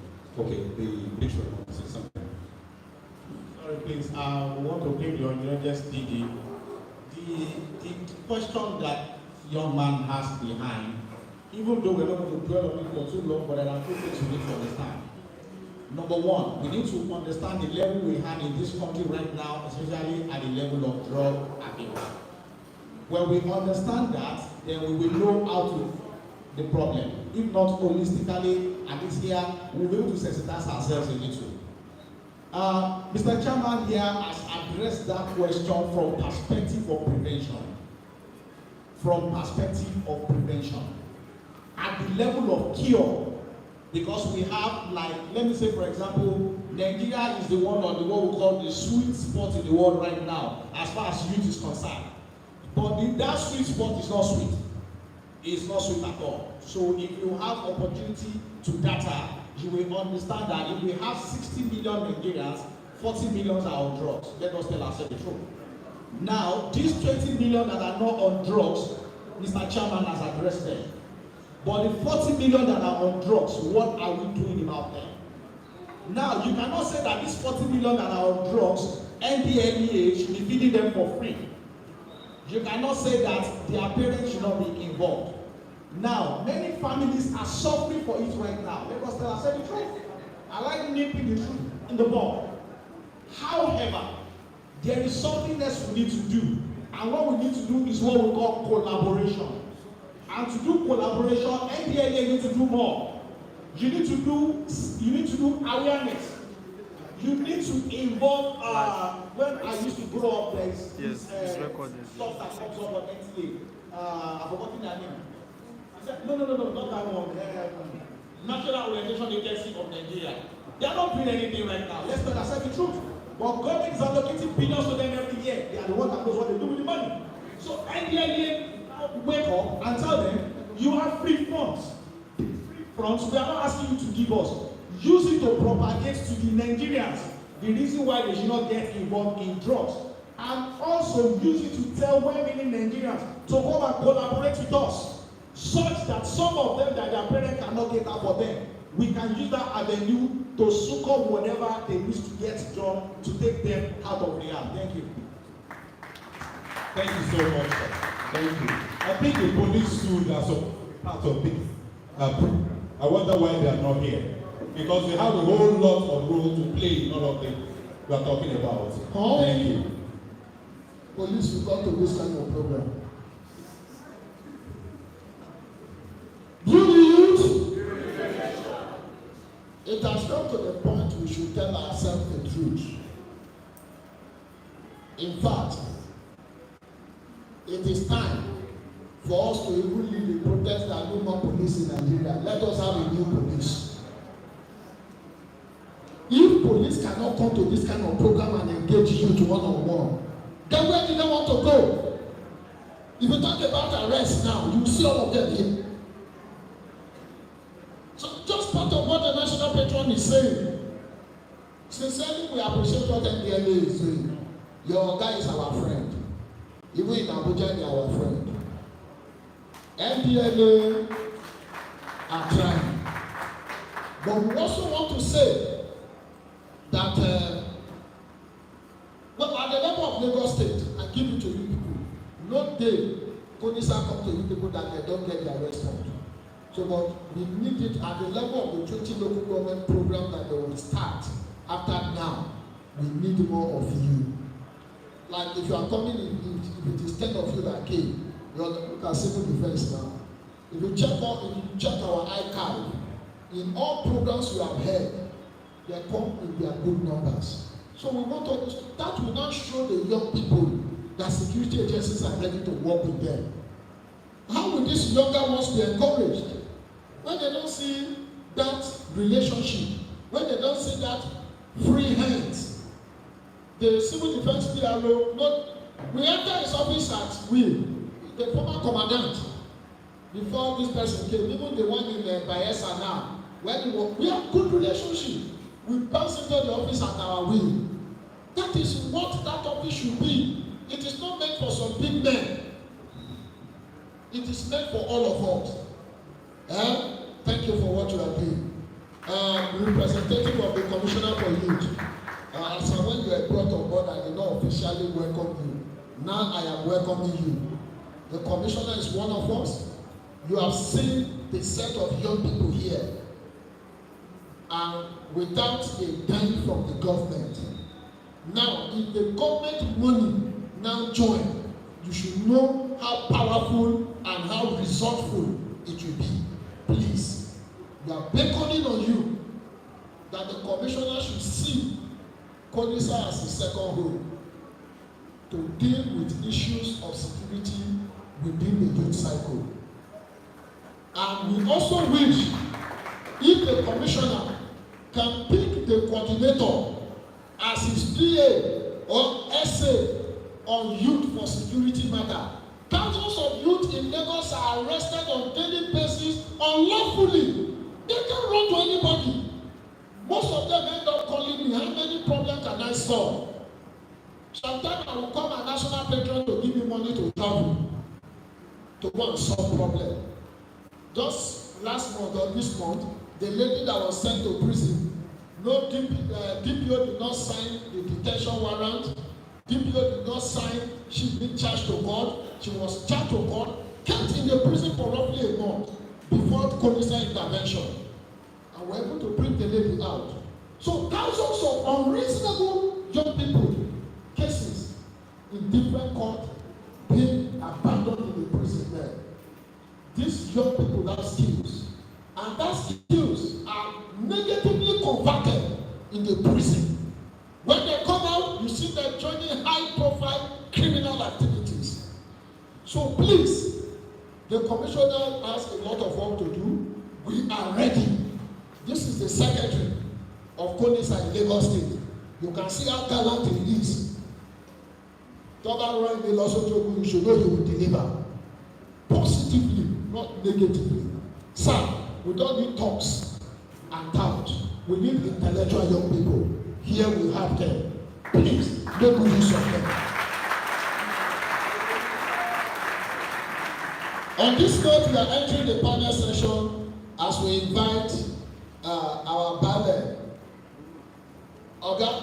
The man that always shares news on security of Lagos State in that platform, that is the ballet. Chief, please come over, and we are inviting our chief security expert, boss, please just come over. Institute of Criminology, please. DG IIPS, Dr. Barrister Tony, please.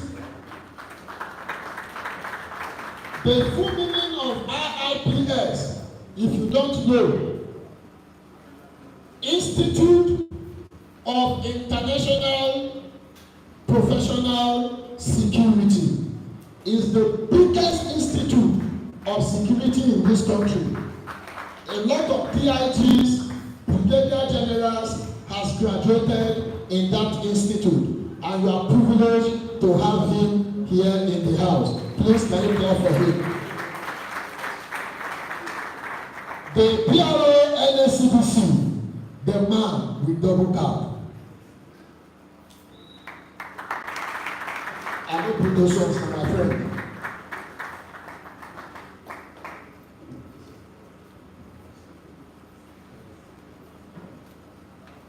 Now, everybody that are in this front line, they are all in the field of security.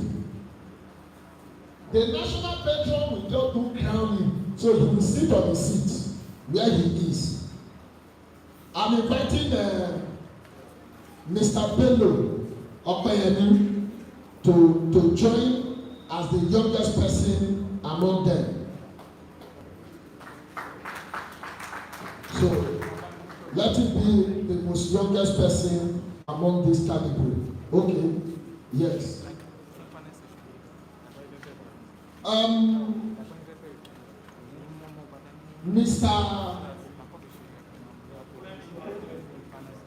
Mr. Oluwafemi is going to handle this section. Mr. Oluwafemi Ali is going to handle this section. He's a security expert, a man that I have not met. Everybody was saying, Oga, let him come. I said, no, he's coming late. They said, Oga, let him come. Thank you so much for coming, and thank you for making yourself available. Definitely, we are going to work together. And before I drop the microphone, PRO, not your own PRO, you are junior PRO, go and sit down. Institute of Criminology, I am happy for your request to be in this program, and you made it. It showed the sign of love and interest for your country. Thank you so much. It is not taken for granted. We are grateful.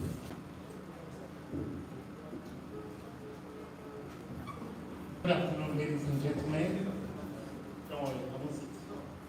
I don't break protocols. My name is Panelist. First and foremost, everyone on the right table. From my left hand side to the right, I'm not used to start like this. Or there's somebody I'm not sure of that I'm not very well. Sorry, because I'm not a real protocol person. I love to walk around when I do my talking. So, but before I do that, I want to say I'm very, very sorry for coming to this event very late today. It's never in me to walk down to an event late because somebody will actually attack me because I'm not attacking him. And the first thing is going to say is, so because of that, I'm going to give myself a little punishment and I'll be able to find for the punishment. So for coming to this event late and for violating all the rules and thinking you are nobody before me, you all allow people before me, I'll pay a fine of 50,000 naira to the organization. You don't need to clap, you need to say, woo. For me coming late, I will definitely do that before I leave this hall. Having said that, I want to say a very big thank you to everybody that have been here today, from my left to other side, so that we all can actually engage together in what the discussion today is going to be like. The people sitting in front over there are not at all better off than you. And those of you behind or sitting before them, you are not far better than them. But one thing will definitely bring everyone together today. If they have duties and they have things they want you all to do, they're going to follow you. But if they are in trouble, the first set of people they're going to call is who again? You. If you have any issues as well, the set of people you want to call to are going to be them. So we have a way we need to connect together. It is magnetic, and I want us to look at things this way. We are all Nigerians. Nigerian is for all of us. But the key question is this, according to what I'm to angle today, what is the future of security in Nigeria today? We want to look at the social vices, we want to look at the economic factor of it, we want to look at it. Everything is our local government chairmen, councillors, governors, fathers, mothers, the DGs, and all of them. Are they actually doing the right thing?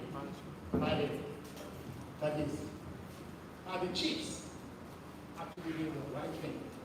Before we start bashing questions and answers, when I see loads of security officers like this, one thing came to my mind just now. Why do we have low turnout when it comes to security training in Nigeria as far back as so many years? That's my first question, that's my first concern. I live in the UK for so many years, and I can get you every 3 months, there's some sort of training program given not to pay for, but it's mandatory. You have to do it. Like any company, any place of work you are. But in Nigeria, it is very difficult. Even the police officers, they pay their way in to get trained. They pay their way in to get bullets to train with. There's some inside information, even with the civil defense. This is what I said before, I'm a lawbreaker. I don't follow policies and rules when it comes to me delivering talks. I will just go straight. It's either you like me to talk or you don't. But the truth has got to be said. And this is exactly what I'm pointing out today. Peace Corps, look at yourself today. Where are you in the country? Are you being recognized? Manual, look at yourself today. Are you being recognized in the country today? And all other agencies as well that are serving to protect the shore of the country. In what way have we been recognized? But once it comes to election period, everybody seems to be recognized. Once it comes to election period, that is when they will know IIPS, that's when they will know civil defense, and that's when they will now know that they have AURT and all the rest. But when it comes to investing in you, do they actually think about you? Look at the fiscal budget they have. What is that of security has got to be? And in what way has it actually impacted into you positively? I don't know. IIPS have done a whole lot. I know him very well. But I told him not to cast him today. Civil defense, I'm not going to wait war at you. But rather, I will accuse you of one thing, especially Lagos State. Yes. 3 times or 4 times in a row, I have been to the office to give your department free training program. All the way from London, all I have is negative. I'm not asking for money. But because this is my CRS to my country, the least way I can contribute to my country, I will do it. Because the legacy I will leave behind is vast to our life. What have you been able to do? What have you contributed to the country? This is one key thing I've always been accused of in London. And once I bring it back home, I get negative result. I've done it before with Ibadan, that's fine. But today, irrespective of the fact that you guys will be asking questions, or we're going to be throwing questions at each other, we're going to be bashing each other, please let us give a round of applause to the NDLA officer here. A round of applause. If you're looking for a brilliant woman, a brilliant officer, she's done so well. I know by the time she gave this step, the first thing you know is, I'm going to because you guys really dealt with her as if she's the one handling everything. No, she's just a spokesperson, she's representing here, but nice to bash her with a lot of questions because she needs to answer so much. But not only her. Sadly, the police is not here today, fine. But we have so many ambassadors.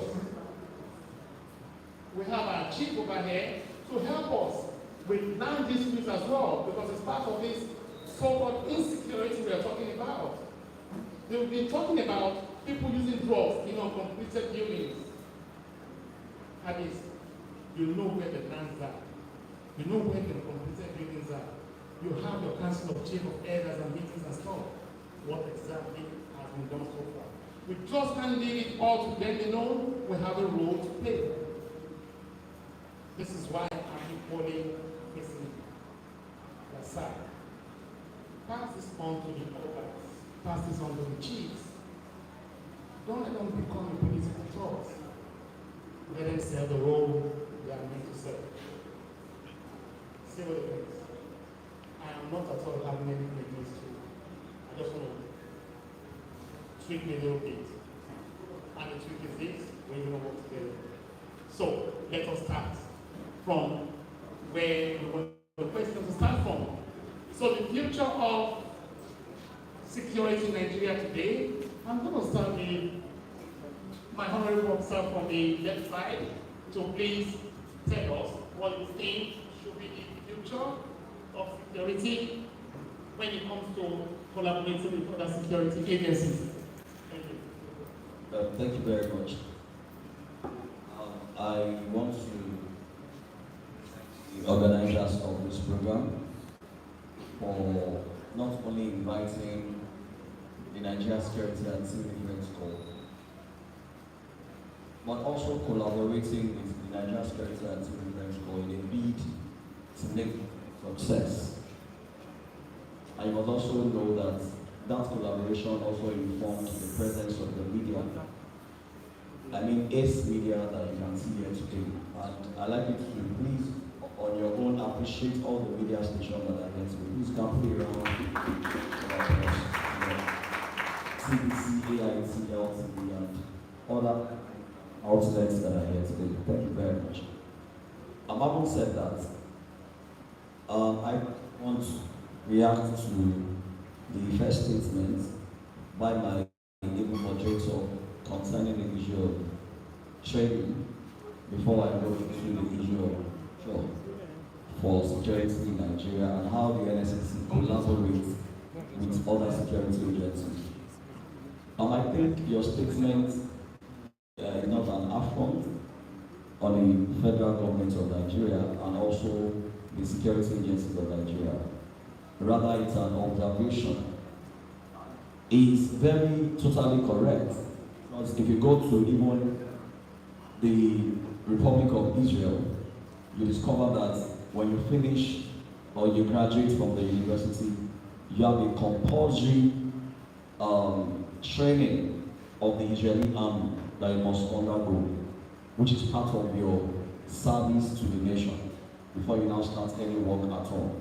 And this builds all of them to be able to face several hazardous challenges that is inimical to the security of Israel. Because if you go to check the history of the Middle East, you discover that Israel is surrounded by 6 enemy states that are not believing in the same religion, the same practice that they practice.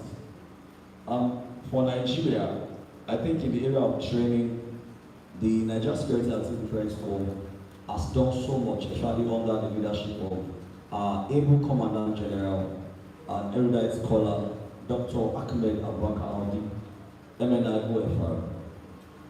Because a lot of us are being trained and being made to go through the crucibles of training. For example, under his leadership, he has achieved training over 300 Nigerians from the NSCC in Shere Hills, Citizenship and Leadership Training Center in Jos, and also the first staff course of the NSCC came under him, which I was part of between May to August last year, and by the grace of God, I emerged the overall best out of 300 Nigerians.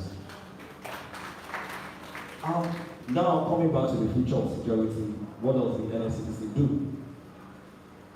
You can see for yourself that amidst the first security agency of the federal government that was here is the Nigerian Security and Civil Defense Corps.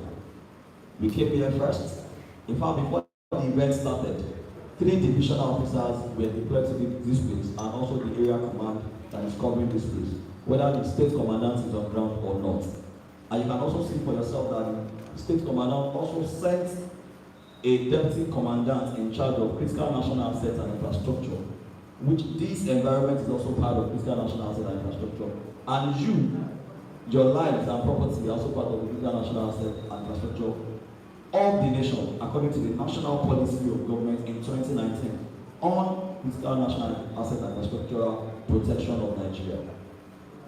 And I'm here, the PRO, to also speak to the youth that I'm also in their bracket, so that they can identify with us that security is not only meant for security agencies, but for all stakeholders, like my able moderator said, the community leaders, religious bodies, traditional institutions like we have the Ballet here, and that is what we do.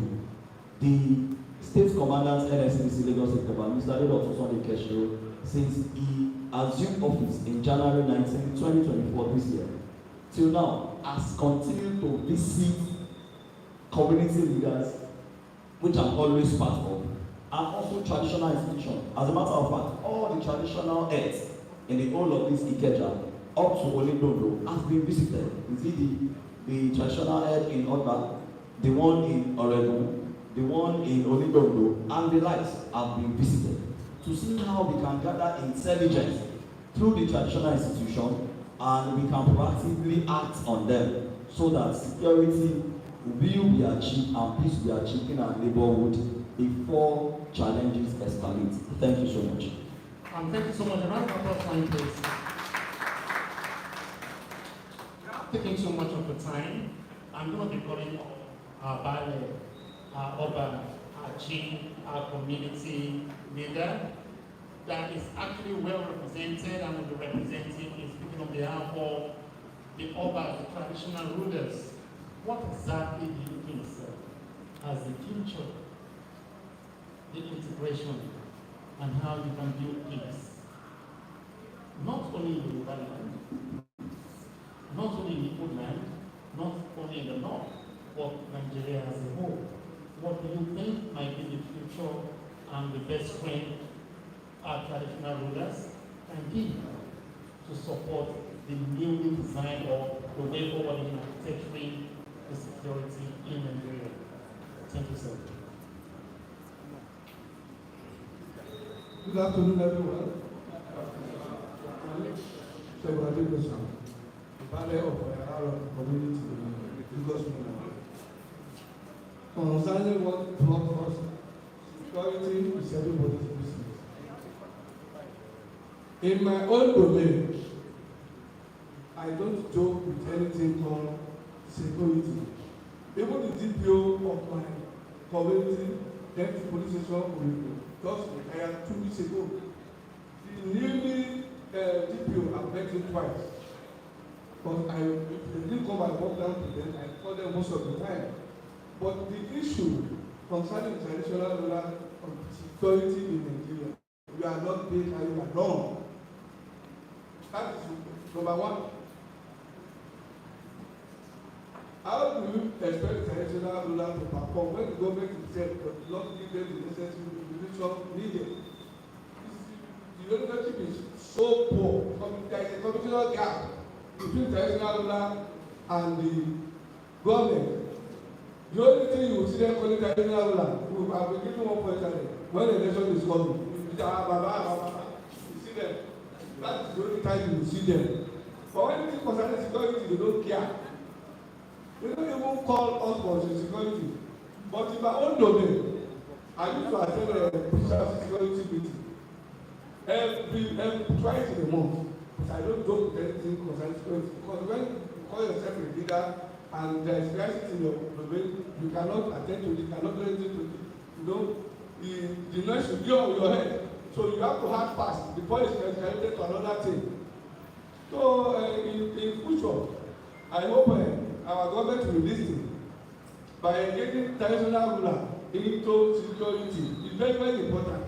They did not engage us in any concerning security. The only thing they know to call people during the election, with plenty of people to come and vote for us. That's what they are using us for. But on security, zero.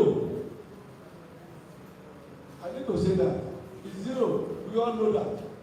So, but I personally, I have passion for security. So if you don't call me, I will be here. I will come. It does not take me time. Instead of sitting there doing nothing, you come out, you engage yourself to do something. So I'm still working around. When you see me, by tomorrow I'll be in Lagos. You see me there. I'm an ex-woman.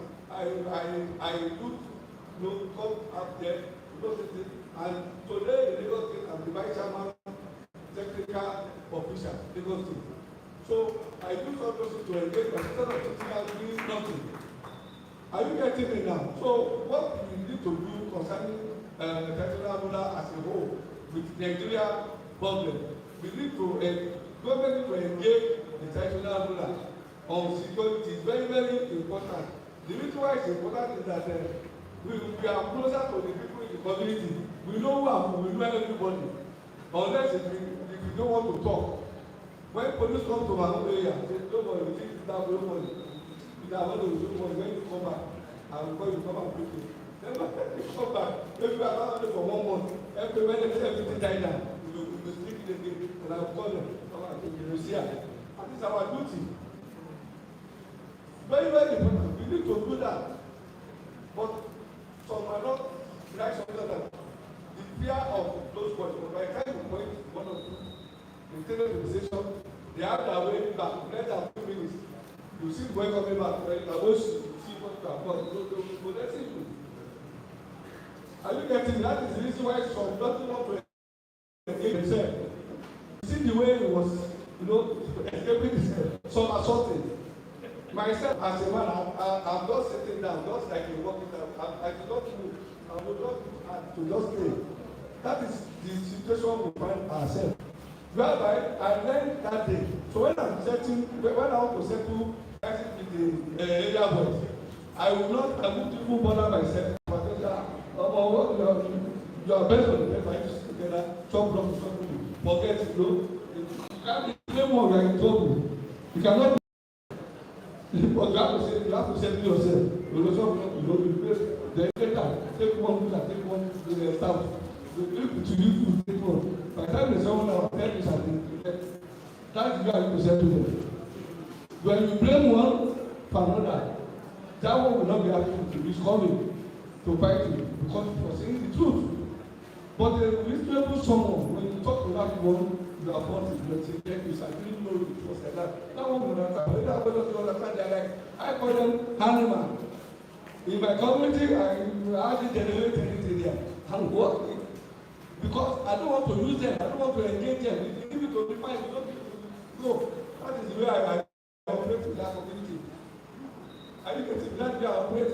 And if I'm not around, whatever I have, when they call me on the phone, I will solve their problem. I'll solve it. So that is just it. So back to your questions. We need government to engage international ruler concerning security, not only for election purpose. Very, very important. Thank you so much, sir. Please have a seat. Ladies and gentlemen, we all can tell them that please, once it's election, don't go and start bashing our chiefs or our obas. It's just the way things are. And certainly, not all things, just like Barry said, are actually known to them.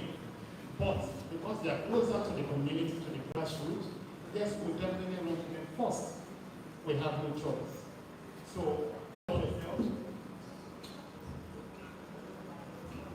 while I'm doing my IIPSDG 3 questions to handle for me, I know my criminology student teacher, professor, will do a whole lot.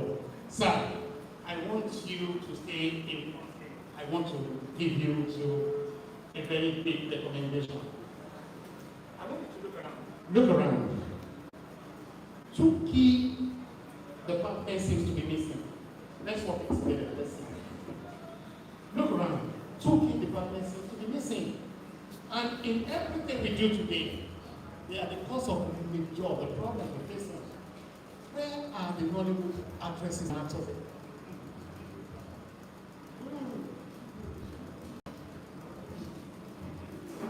The job. Where are the music winners here today? These are part of the social influences that we're actually facing today. When it comes to elections, you see them. But today, where are they? Please, moving this organization forward, talking about what the future definitely will be. I think you need to start looking into inviting them into your community. That is just my own observation, my own recommendation. Take it forward. So without wasting too much time, please sir, your turn. I stand in non-existing protocol. Particularly thinking on that issue, I see it as the way that those things of the issue of security should start home. You can't just see thoughts around our society that just wake up one day and say you want to become a thought or a tout. It's not possible. Those things start from home. We, the parents, we need to find a way that we need to give our children more orientations about their way of life. Maybe, for example, now, you have children that come home late at night. You need to find a way to go into the situation on how to solve it. Because if you don't take action quickly, that child will be taken to the wrong way and become a nuisance in the society. Like we do say, charity begins from home. So I see this situation to be well handled by we the parents. So if we can take this matter very serious as the parents, the way the thing of security is not for only the security officers, it's for everyone. Because they cannot do the jobs all alone. Even in the foreign country that they are very equipped. They have technologies, they still have problem with the issue of security. So I see issue like this to be handled by we the parents at first, before going to the society, to the government. Thank you. Thank you so much. A round of applause for you, please. Of course, when we're panel like this, one thing is always common, irrespective of any crime committed in our community. You see, I'm not insulting what we normally call it, and I know the man himself will defend his department, but then charge and then lawyers. Is a security officer, Mr. is my big brother, my mentor. Even when I started here in Nigeria, he gave me his office as a place to use. He charged me anyway, and I paid. My payment is receipt. And he said, while I tell you, it's somebody anyone here can run to, and you will be charged and bill services if need be.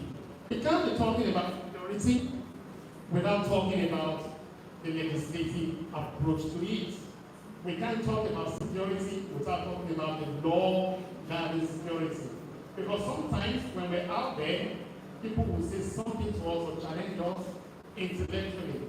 But the question is this: what do we understand when it comes to legislative policies that is guarding your role as a security personnel? What is guarding your role into exactly why you're talking to the member of the community? So, Mr. Tony, I have PhD. The table is us. The floor is us. Thank you. Thank you very much. Dr. Pastor. Dr. Tony Okoyeti, I'm the Director General, International Institute of IIPS.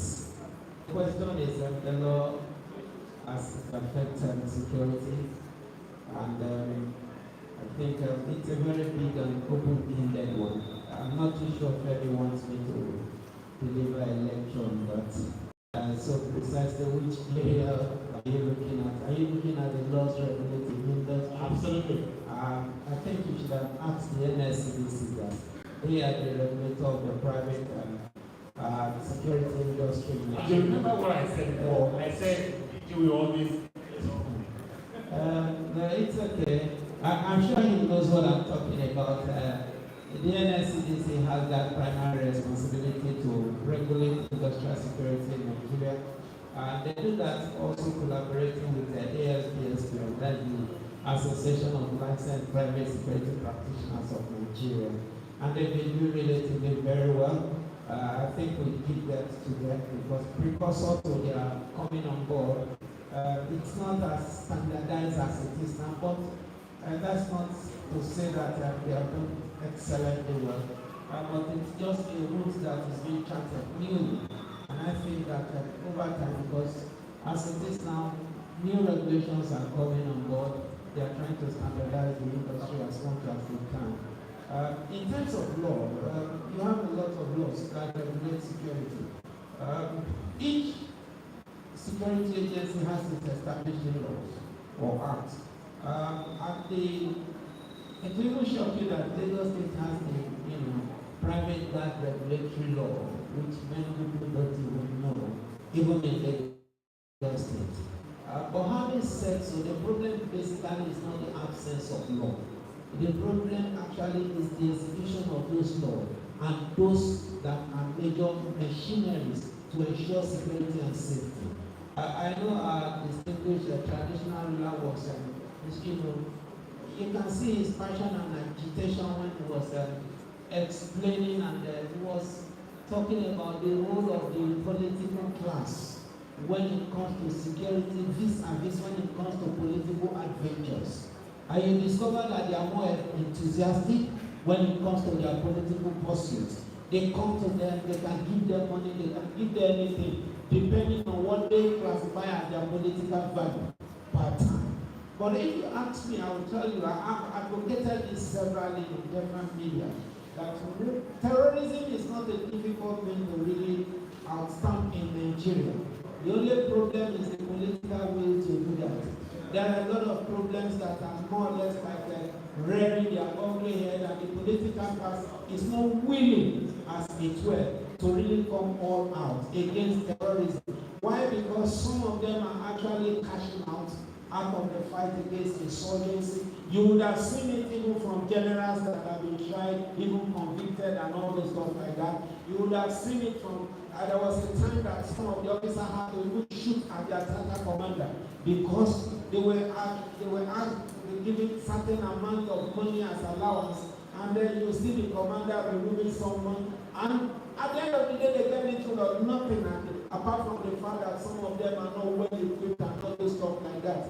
So if at the end of the day you see your officers go to the field to go and face bandits, face terrorists, and they are not properly equipped, you are still talking of AK-47, where the world has moved out of AK-47. RPG is just like a normal thing. You know what I'm talking about. AK-49 is just a normal thing. Look, Nigeria we are just like 20 years behind schedule. And I say it unapologetically. In a forum like this where you have security agencies, they know the truth. You want to purchase technology, you go and purchase it to cannot get. But you don't have the software to really propagate and use it to cannot get when you ought to use it. Why? Because the terms and conditions are such that before you use it, you have to revert to the manufacturer and get the permission whether you should use what you use your money to purchase or not. So at the end of the day, it's as good as nothing. And why? Because those that are interested in purchasing equipment for security, they look at the end result of the monetary gain rather than, the importance of that. Have you been able to really capture your technology to even manufacturing even AK-47? We have Patron, or what do they call themselves? I'm company manufacturing whatever. We have it. We should be able to manufacture the least AK-47.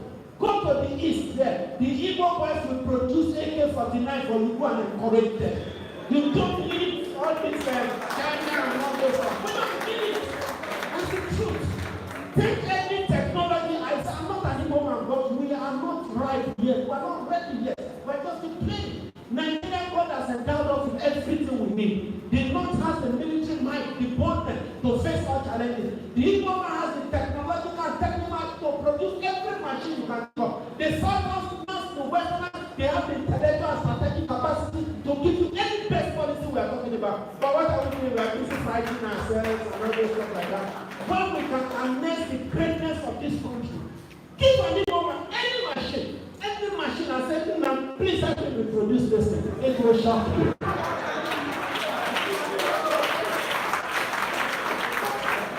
You see, look, the Bible said, we are not being used. I can tell you that, look, when you are talking about kidnapping, terrorism, the hibernating house of the terrorists in Nigeria is in the bush and the forest. The military has the impetus, the audacity to come out to say that we could not access the terrain in Jos. I'm sure you want to have it. And the bandits could access those terrain. They could come to the town, hit your people, kill your people, destroy your people, go to that place, and you will take the people that we cannot access there. How lazy it is. Now, if you can't access them, Femi, can't you bring the traditional rulers? They know their gods there. They know the forest there. They know the mountains there. They know what to say. The bandits will not even be able to climb the mountain. They know what to do. And when you access the forest, you will not know how to come out again. But you need to encourage them. You need to empower them. You need to bring them in. But as it is now, what are we doing? I just say yes. Thank you. A lot of opportunities.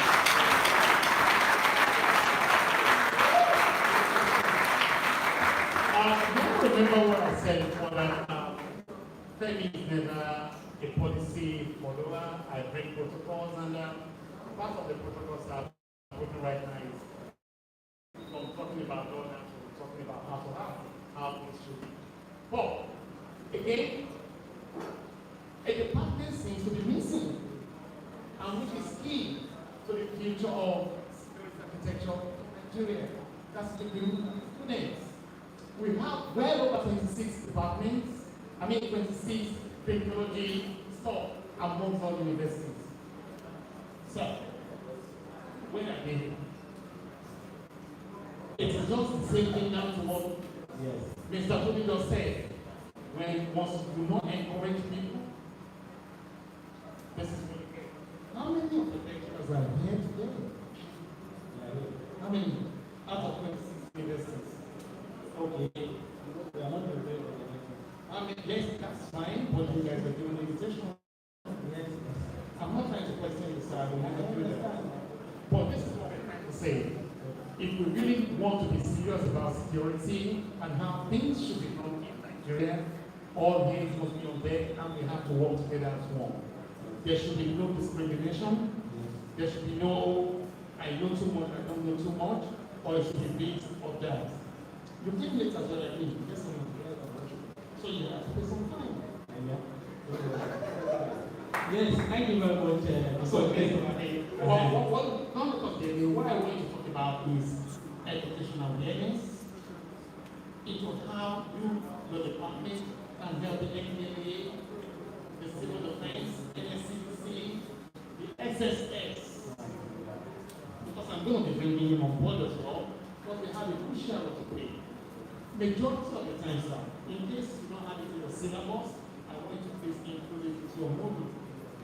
When Peace Corps, civil defense, every one of them, when they go to events, there is always this trend. SSS are special. You don't touch them, you don't talk to them. They can do whatever they want to do. The issue before was we are talking about disarmament. I'm happy my colleagues have said so much about that. I'm happy my colleagues have said so much about that. Insecurity is first.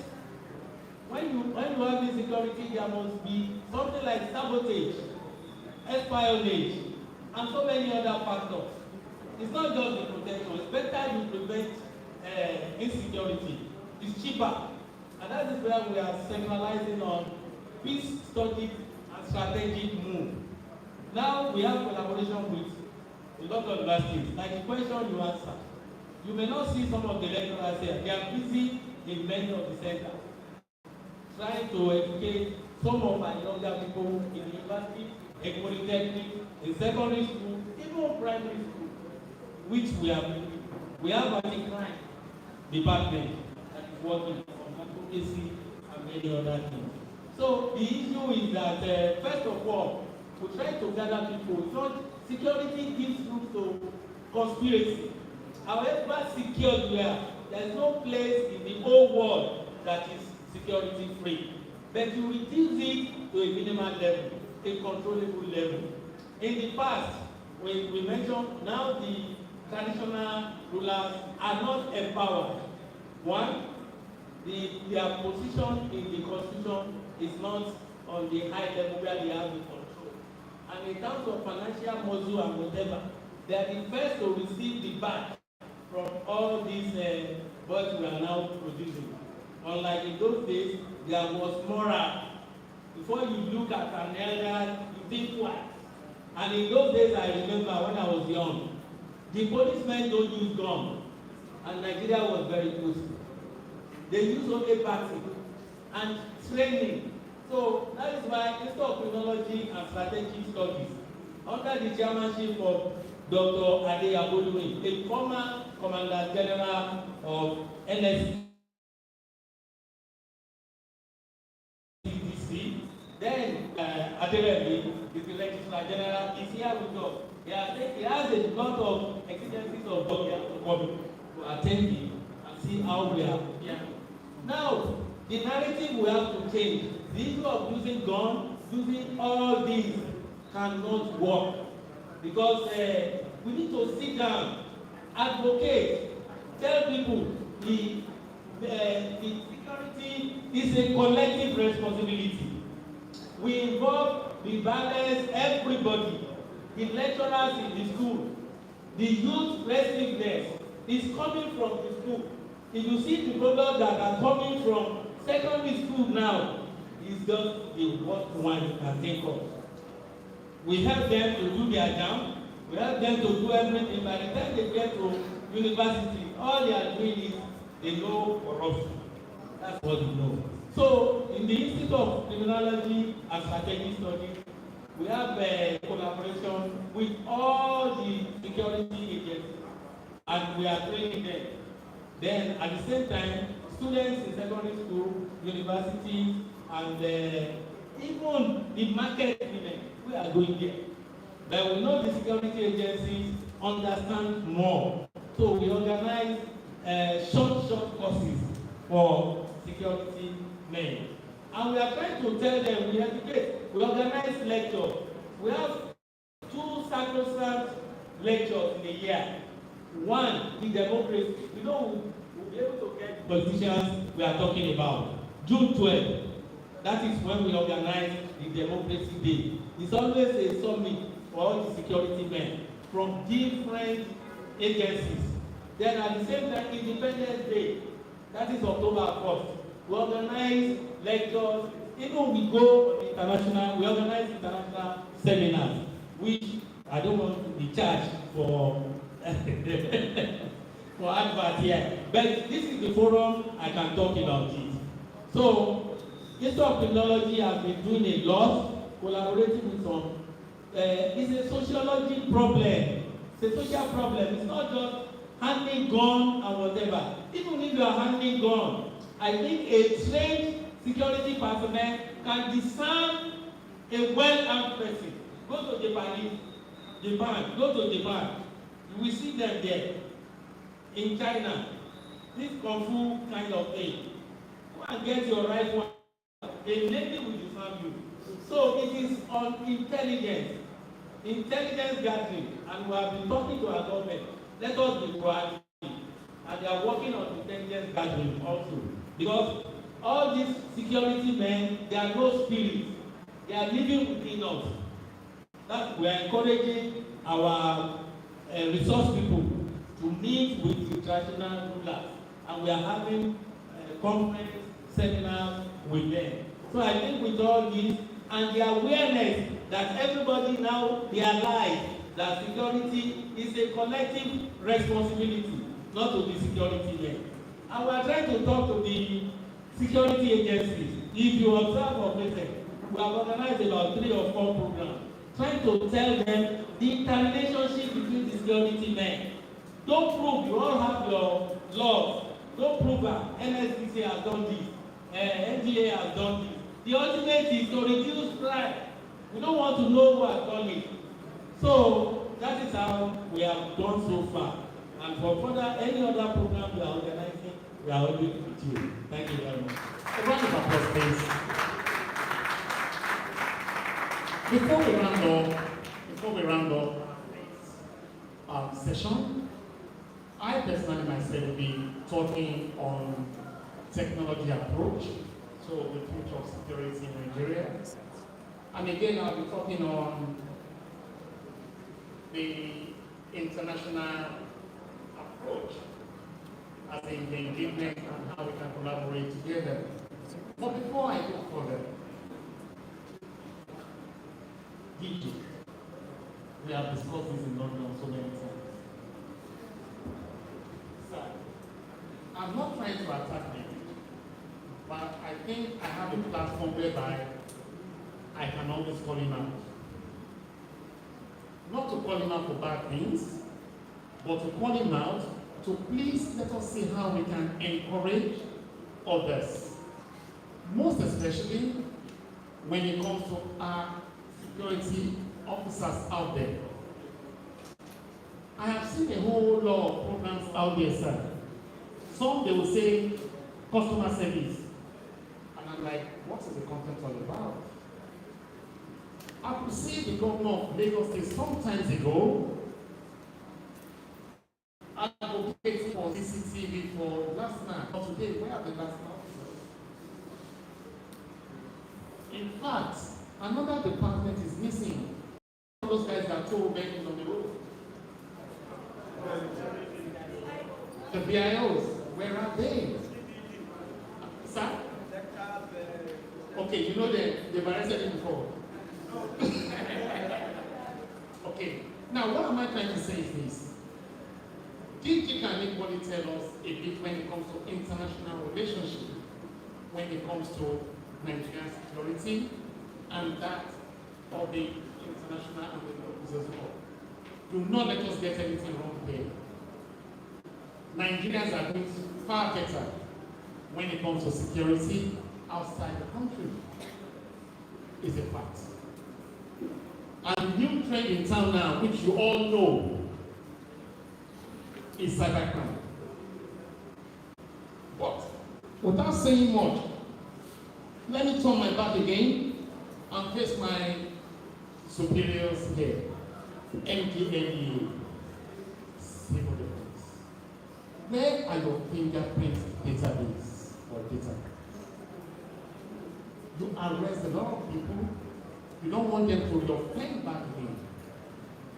How do you know that this person is arrested here is still the same person that would be rearrested or be arrested again, maybe in the north or anywhere?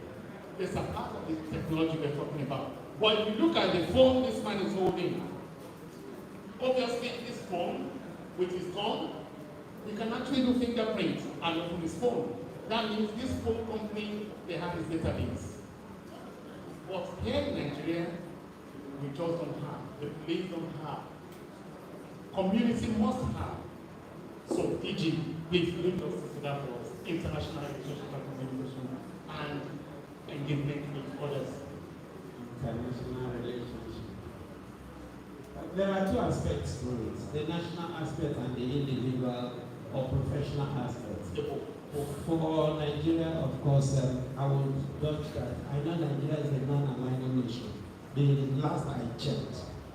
So for now, I don't think officially it has changed. Now for individuals, you as an individual have the responsibility to pursue your own professional career at any level, be it Nigeria or outside the country. If you want to pursue careers in security, there are different aspects of the industry. Unfortunately, those that are in private security always put their head in man guarding. Man guarding is just, just 10% of the 100%. You have chunk of them, like you said, cyber security. The in thing now is AI. Unfortunately, Nigeria is never talking about AI as we speak. And the whole world is moving. If you give me an assignment now, you ask me a question as you're asking me, I'm typing it. And I'm asking Meta AI to just give me an answer. He gives me an answer, I pour it back. It's a garbage in, garbage out too. So now we are just busy still talking about cattle ranching, we are talking about some things we are talking about now, they are anti-individual, archaic, old.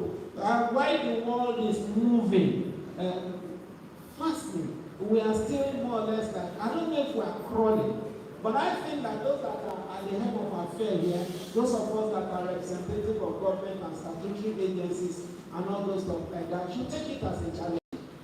The last Israeli defense cyber conference that we went, I know that we went with some number of officers and the like. When they saw modern technology, you will discover that what we are doing here, if you watch some movies and you see it's as if it's not real, when you talk about human machines and other, but that is the concept. Now you are talking of a concept where over time, it's just a matter of time. Some nations will not go to war with human beings again. They will not step out of there are two approaches to it. They will use the enemy against the enemy or use robots against the enemy. Two approaches. They will not come to your territory to fight you again. So we are still fighting ourselves, Abi. A round of applause again. At this very junction, this is where we're going to end the question and answer panel session. But if you have any question based on everything we've said, please, I think they can actually give them the floor to ask one or two questions from top of guys over here. Thank you.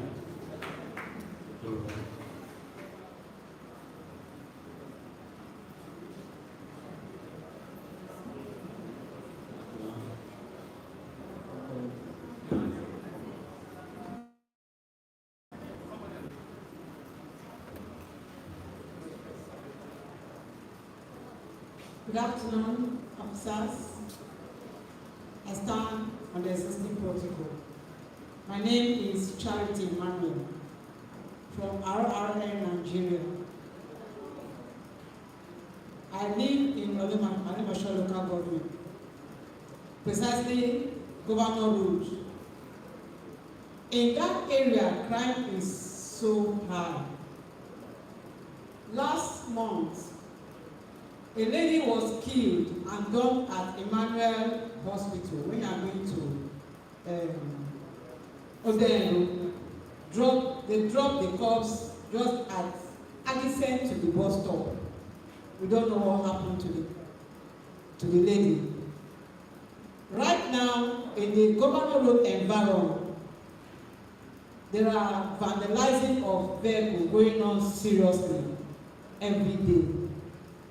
Last 3 weeks on my street, we had meeting. I was part of the meeting. And the men there resolved in having security every night. Because on that area, boys come around and vandalize cars. In my own precise area, they have entered a house one night, just first week of this month, last week of last month, and entered a particular compound behind Obalabi, Jesus Power Street, and took all their phones. Yes, so what's the question? My question is this: what will security personnel or agency do about that issue? It's too much. I am living in that area. Thank you, sir. Thank you so much. Okay, sorry, as I am here, I'm also attending several official things. Because I'm supposed to be in 2 places, but I have to be here because it has to do with you. I think it has to do with the issue of phone theft. Am I correct? Phone, cars. Okay, and vandalization of critical national assets. Okay, please. The emergency number of Lagos State is also linked to all the security agencies in Lagos State. If we call the emergency numbers, there's a way we get connected via signal to respond immediately to any information that is sent. And it's so good to the point that we have a control room center with the Lagos State government, especially Lasema, where desk officer there seated. City Defense has a very larger number in that state to be able to gather information from the system, send it in immediately into our own box, and we respond immediately. A lot of people have done that, and a lot of people have also called me directly, and we are prosecuted immediately when we find out that our preliminary investigation and our thorough investigation as these suspects are culpable. I can share my phone number for free, like the DG said, that the office of the PRO in NSCDC is a work free, in free, and you work out free. 081 63 59 7310. Many a times when you share numbers like this and you try to solve a problem, you discover that people will keep their phones in their pockets and they will never collect the number. And before they get home, they will call them that they have vandalized your generator, vandalized your building, maybe vandalize our children because of what you are seeing today now in the area of social vices and the rest of that. Please let me implore you again. I'm not calling this number for free. If I'm not wearing this uniform, I won't call this number. Because for me to give you my number, I have to be sure that the person I'm giving my number to is somebody that is a friend and not a foe. So let me call it for the last time for now. 081 63 59 7310. And you can always walk into all our divisions. We still have 20 divisions before. But in a bid to cascade security down to the communities, the current commandant, Mr. Dr. Keshiro, has added an additional 30 divisions to our divisions in Lagos, making it 50. And we have 10 area commands. Now, you can walk into any of the local governments in Lagos State, 20 of them, and also the LCDAs, and you have a one-on-one relations with the NSCDC at any point. And for those of you that live around where you have oil pipelines, and other major installations of government, maybe power installation, rail line, and the rest of that. We have special tactical units who are there. If you are in Barua, if you are in Yanodo, if you are in Ipaja, okay? We need a lot of information from you. Security officers are not spirits. Security is not my job alone because I'm wearing these uniforms. Because before I wore this uniform, probably I was thinking of something else in my head that I will be. But now I am here. Now, before you are where you are, probably you were thinking of something else before, and now you are where you are. Or it's deliberately what you thought you will become that you are doing presently.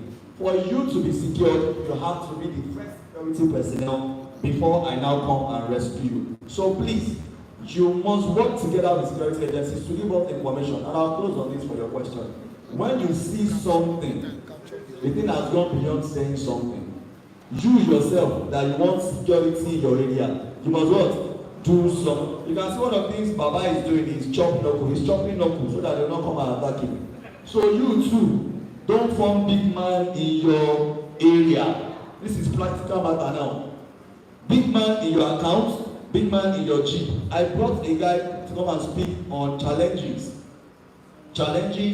of the time. The role of NSCDC in stemming the tide of insecurity in Lagos communities. The man told us 3 occasions where at gunpoint he was not only robbed, he was beaten, his wife was beaten. They even came to his house, burgled, carted away virtually all the valuables in his house. If not because he has a good job, he was a very poor man. You know where he was starting from 0 to 0, or from euro to 0. Do you understand? So one of the things the guy did as solution to is to now start doing something. The guy now discovered that he was just living big life. He will carry jeep outside. People are hungry. People are suffering. I don't know if you understand. No, you are not the cause of their problem, but you can be part of the solution to their problem. Let me keep it on that. Thank you so much. At this junction, we're going to be wrapping up this very section so that other activities can take place as well. Thank you once again for having us. Please, I will need you so that we can end up this session for us. Thank you. Please, where is our cameraman? Is that all the questions? No, that is asking maybe anyone is going to question again. The cameraman. All right, sir. Thank you. A round of applause for all our panelists, please.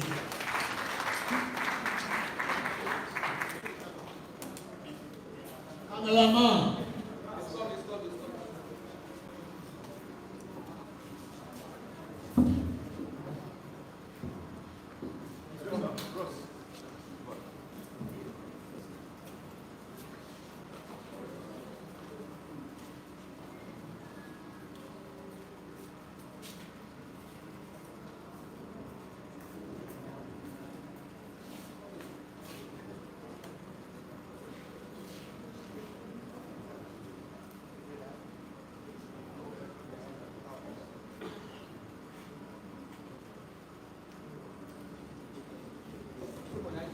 A round of applause for everyone, please.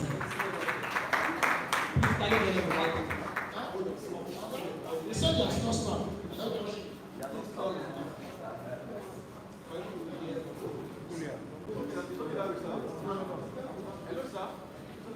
All the dignitaries, let us quickly take a picture now.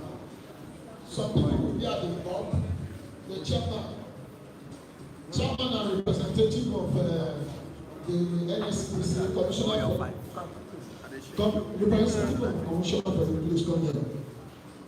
Come down. So that I come to you. NSCDC, come this way. Yeah. Mr. Chairman, you stand in between them. Let me stand here. Anyway, so that I can. Chairman, Chairman. No, Chairman, you have to be at the back, please. There is problem. No. It's balanced. So we are not going to stand. Okay.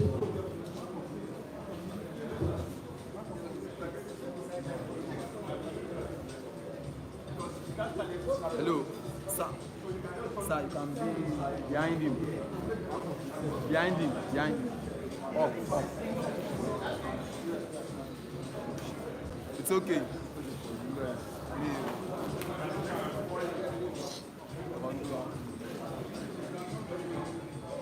Guys, please give the photographer space. Let's move it. All right.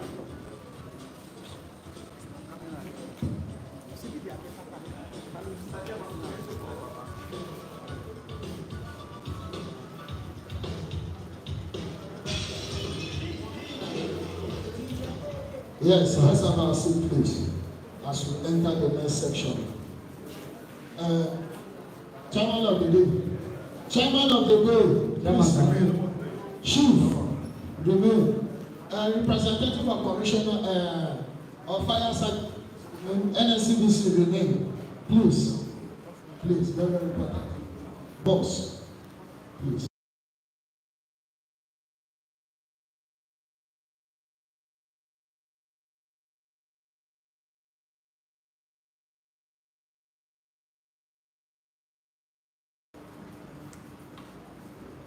Make I talk am. This man need to dash me money to do. Make him dash me or make him no dash me. He go dash me.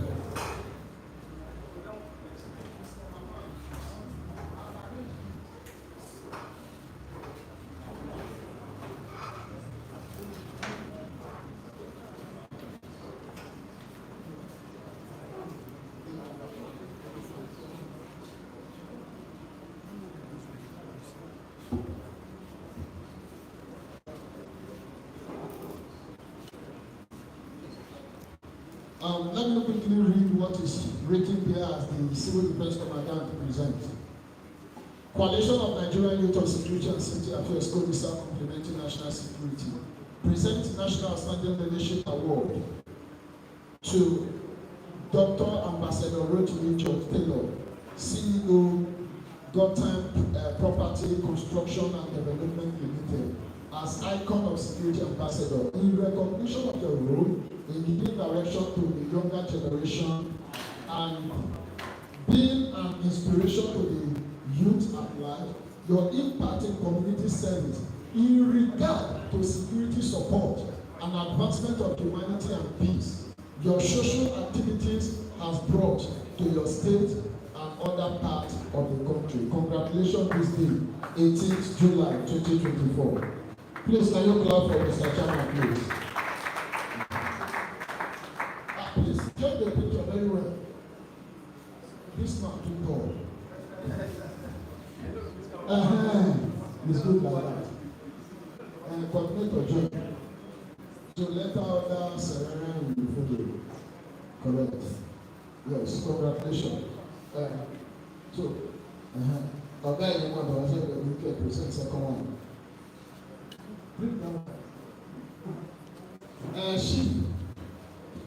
She will go.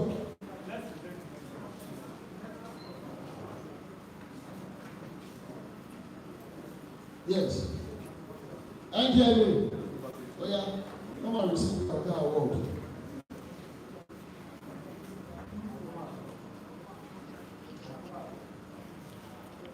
We are presenting this award of honor to Comrade Abubakar Wale, NDLA State Commander as Icon of Security Ambassador. Congratulations.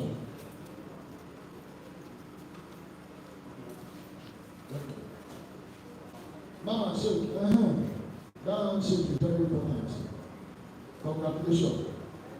Oh yeah, the next person, please. NSCDC, you are presented. NSCDC. NSCDC. Award for Commandant. Today we present this award to the Lagos State Commandant Civil Defense as Icon of Security Ambassador 2024. Congratulations. Join the picture, please. That picture is very important for you.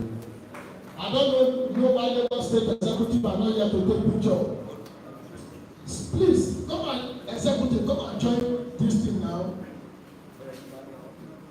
Who next? Fire Service. Okay, you know how to present here.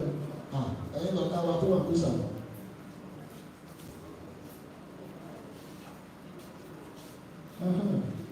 You know the picture will look mature. Join that please. Royal Shepherd, Royal, yes, yes, to you. Join, so that the picture will. Please, just one person, please. Correct.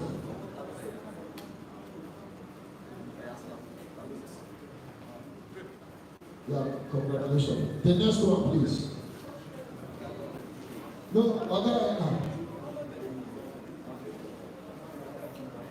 yes, Mr.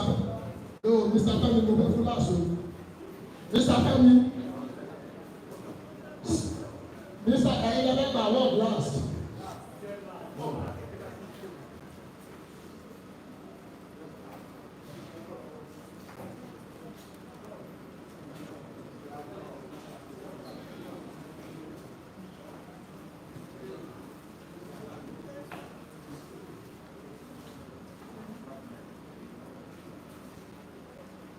Bello, Mr. Chairman, please. Mr. Chairman, you have to join this picture. IIPS, please join this picture, please. It's my board, and I want to do. NSCDC, immediately I join picture. Come issue. Commissioner will present. Commissioner will present, Mr. Chairman will stand beside you. NSCDC, please join us in this picture.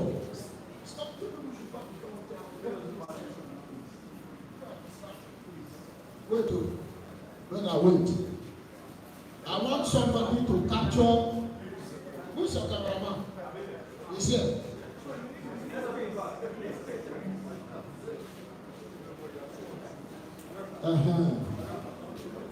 No, NSCDC, I'm not going to.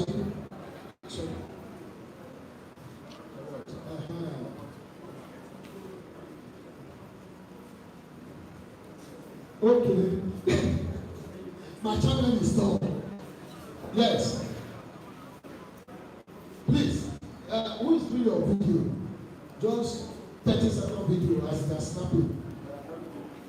Coalition of Nigerian Youth on Security and Safety Affairs Code complementing national security. Present National Outstanding Leadership Award to Ambassador Bello Oluwashina Opeyemi, Director of topping the autos as Icon of Security Ambassador on this date, 18th July 2024. Congratulations.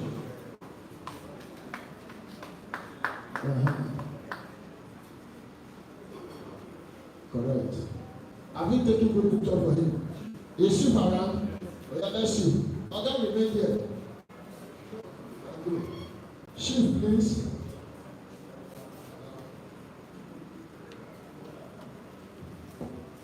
I just love Chief. I love him from the depth. Today is the first day I've seen him for the past 1 year that we've been talking. There are times people will drag Chief in the platform. They don't know Chief is an elderly person. They thought he's a young person. Congratulations, Chief. You've been doing well. We are happy for you. By the grace of God, you will live long for us. Congratulations.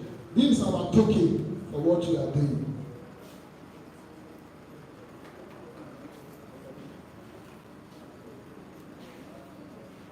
Yes, the next person, please. Next award. The IIPS. Now. Okay, Madam Mrs. IIPS. Please, and our beautiful daughter, please, we need you to join us, please.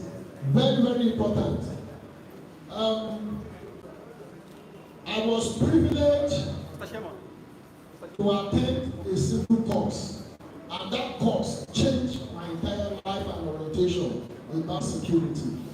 And I thank you for what you do, as most of us are learning and we are growing on daily basis. Please, This is our token. Chairman, please. Chairman of the day. Don't worry, maybe after this, you are going to take a picture. Hey, Mr. Sino, suspend it first. 1 minute. Yes. Please, I'm saying, Mr. Chairman of the day, the IIPS program, August 24. Your name is among the 10 names that is attending the program in Lincoln Law School, Abuja. So your name will enter my list to attend that program. Please. And I'm saying it before everybody here, you'll be given special award in that program. Mr. Amanda Coletta, for my own, I was only going to give you. But you will pay me money today. That is the truth. So congratulations, my elder brother. Thank you for what you are doing in the security industry. We are sincerely grateful. I told him I'm taking him by surprise.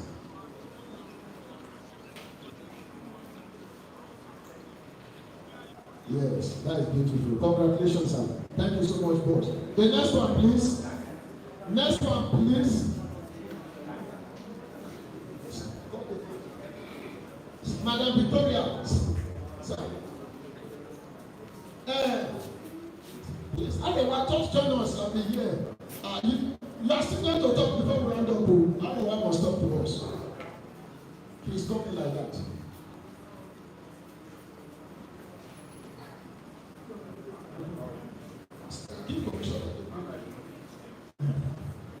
That is, I really wish this woman should pay a visit to the commissioner. This Madam Victoria, she has been doing wonderfully well. She has been doing extremely well. I think she lost the husband last 2 years. 2021. That was when I was supposed to meet her. We've been talking on phone, she got to me one-on-one. And she's doing wonderfully well in the field of security. And she's helping a lot of young people. Yes, exactly. So please, both of you, you take that message. So he's the representative of the Commissioner for Youth. I was thinking she would come in person so that she will be able to meet. Yes, she told me. So congratulations as we present this award to Dr. Ambassador Victoria. Okay.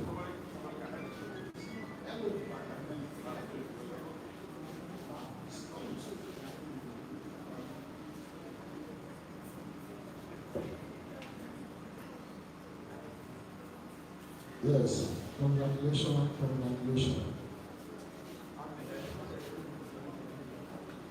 No, that handshake.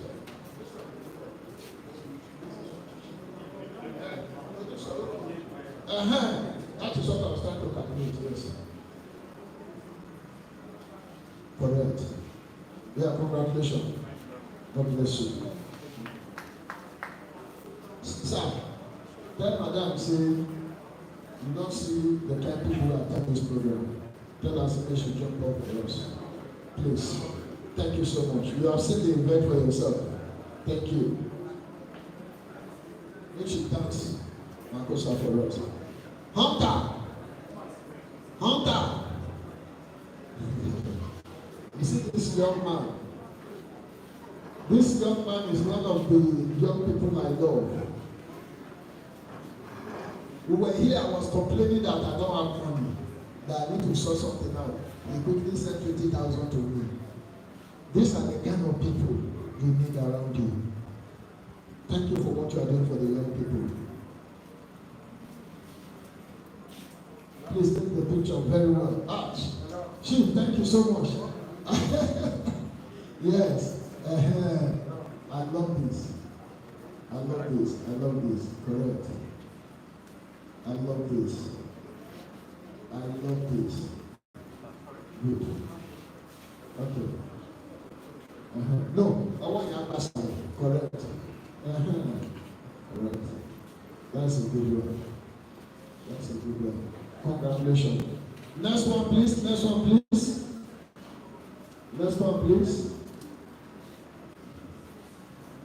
Come the name. Where is this guy? He's at the back here. Daniel. Ambassador Daniel. He seems he did not come.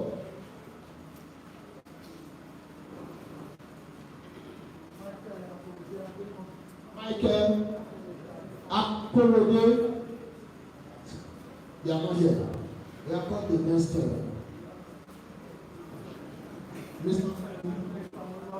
Mr. Lofemi. This man, Mr. Femi. Go. My name is actually Odon Femi.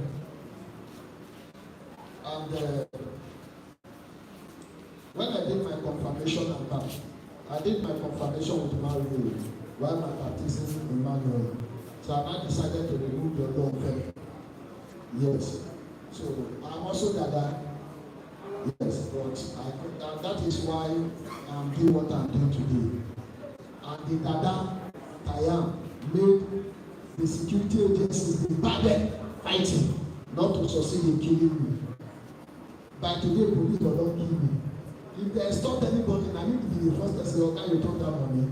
So I am a big enemy in that industry.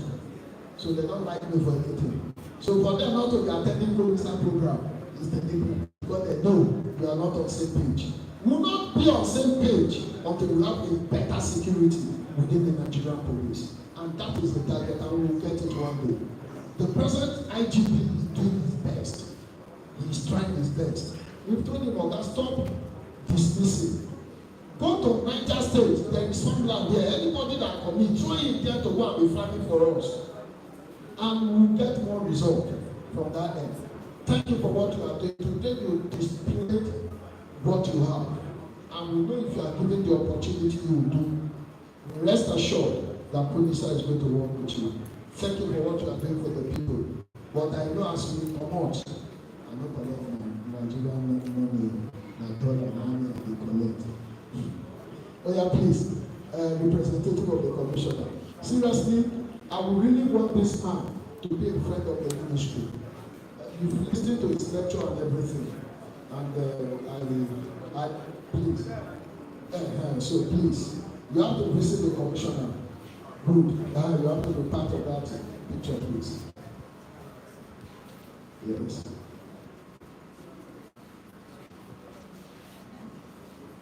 Where were you people now? Oh yeah. Later after that, Michael, please, you bring the Michael there. Yes, I'll sit down. Okay.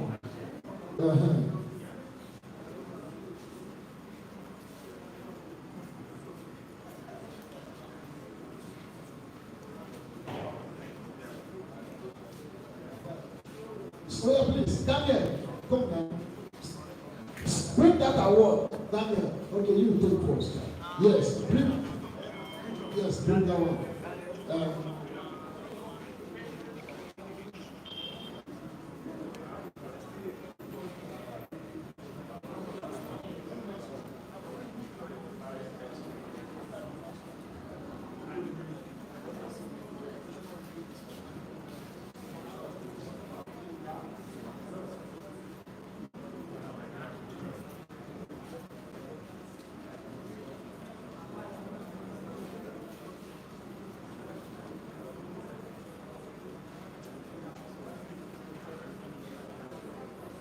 Come on here, Daniel. Handshake. Correct.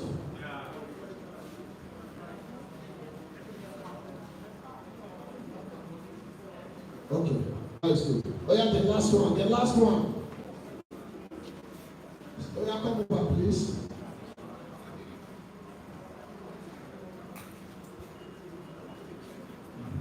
Correct. Take that one first.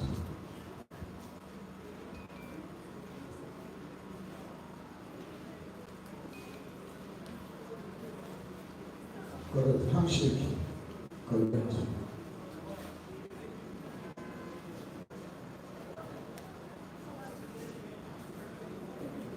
Yes. Thank you so much, the commissioner.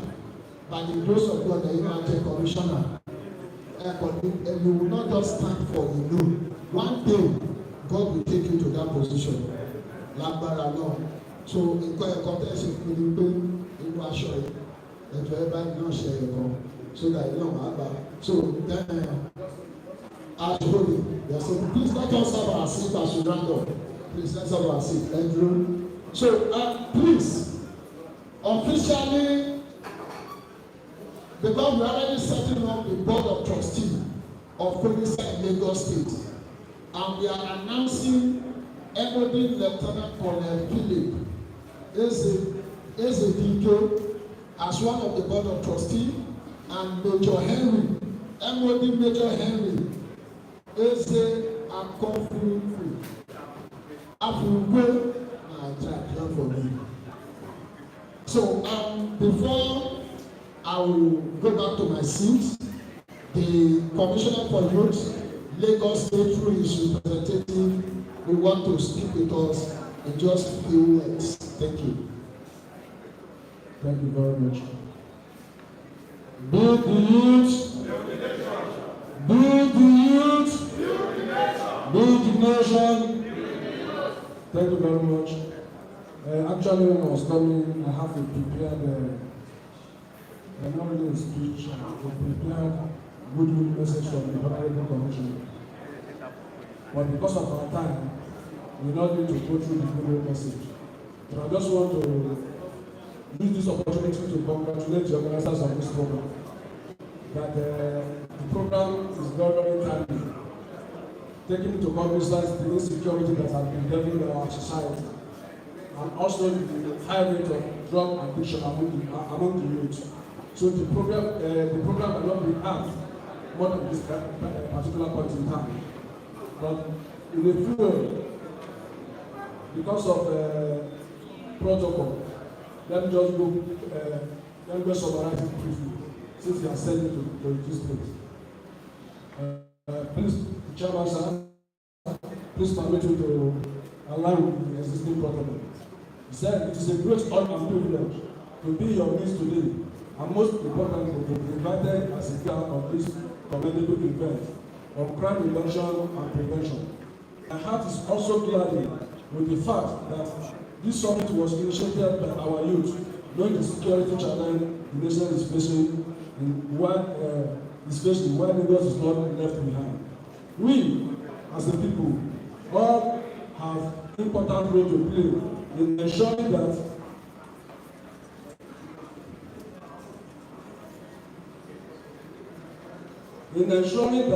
we take upon ourselves to be fully involved as we watch out in our environment and community. It is our duties and responsibilities to report any unpleasant activities within our environment to the law enforcement agency. Say if you see something, say something. But my brother has gone further, that just say something, that we must do something as well. On the part of the government, Mr. Governor has graciously come on with this plus agenda. The plus is social inclusion, gender equality, and youth engagement. The idea is to engage the youth of the state in a series of developmental ideas such as ITC, IT, platform for SMEs to support their sales and growth and entrepreneurial training. The site for is www.gfa.tech.com/register.lagos. Nigeria is a country blessed with abundant human resources, and for Lagos with a teeming population of about 20 million, and youth takes 60% of the population. And if harnessed and engaged properly into acts of volunteerism, such as this summit, will go a long way in reducing crime. I wish to advise the stakeholders at this today's summit to cooperate with law enforcement agencies in order to actualize the aims and goals of the summit. That is the more reason the government creates a police-youth dialogue, a forum where youth and police come together to synergize and create confidence by rubbing minds on issues of security development and progress of the state. To the organizers, please keep up the good work and advocacy as government will look with. On a final note, I wish to reiterate that the state government shall continue to encourage and support all voluntary youth organizations and non-governmental organizations whose programs tend towards uplifting youth development and helping humanity in general. Thank you all for your attention. May God bless you. Thank you and God bless everyone. Thank you so much, representative of the Commissioner for the Arewa. Please, just come forward and talk with us. What we've been able to try to do, yes, is to make sure that we even invited your Johannes people. But I don't know why they are not. In our previous program, they always said that he's not on ground. Thank you so much. Thank you, the organizer. The duty, sorry. Duty youth. We thank the organizer of this program because when I came in, I was looking at maybe I will see some the representative of the Nigerian police, but they are not here. Maybe in your next organization.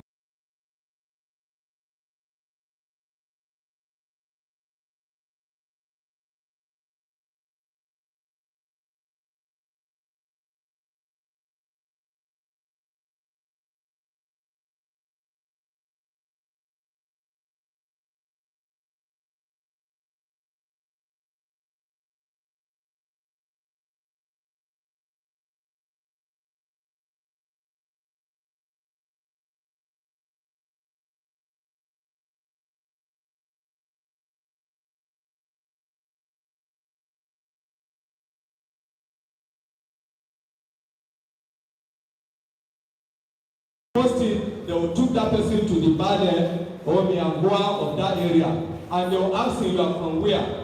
Then they will look at somebody who come from that state, resident in that community. They will invite him for questioning. Today, not that more in this country, and those are the one of the challenge of the security in Nigeria. Thank you very much. Can you see a Northerner speaking from the intellectual perspective? Sir, it means if these people are properly engaged, we can get results instead of using force. So therefore, I will call Daddy the High Chief.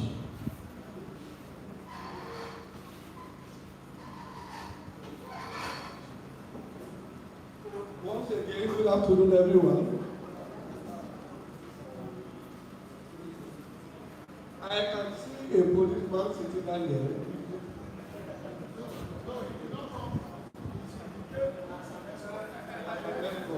When you say policeman, that's why I can see it.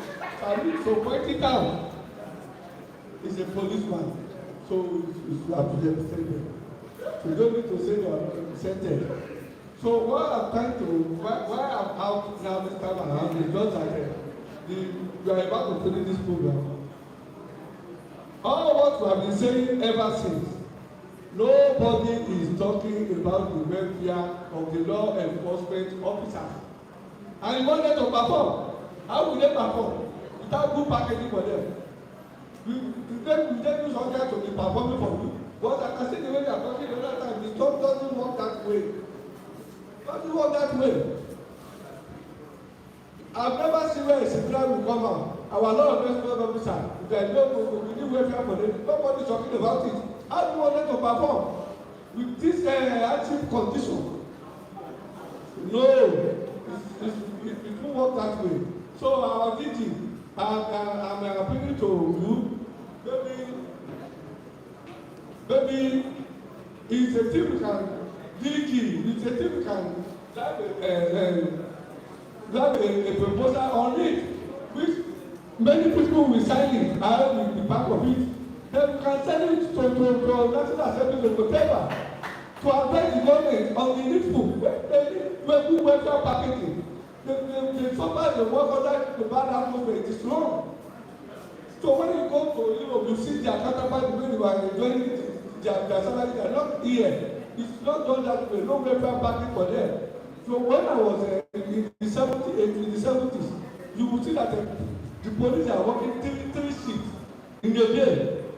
Later, government turned it to 2. Even the two shifts is not even a complete day. You see them, they work 24 hours. One day on, one day off, which is not in the agreement. What causes that? Shortage of manpower. They don't have enough officers. When the AIG, I think the AIG, former AIG, when it was DPO, identification will go there. Only that division We have about 400 police officers working there. That our population is not up to 1 million then. Today, population has increased to over 10 million. Officers working there are now up to 100, and you want them to give you effective police community. It's not possible. Let's say the reality, let's say the fact here. It's what I know. I'm into security business. I know little about it. That's why I need to say it out.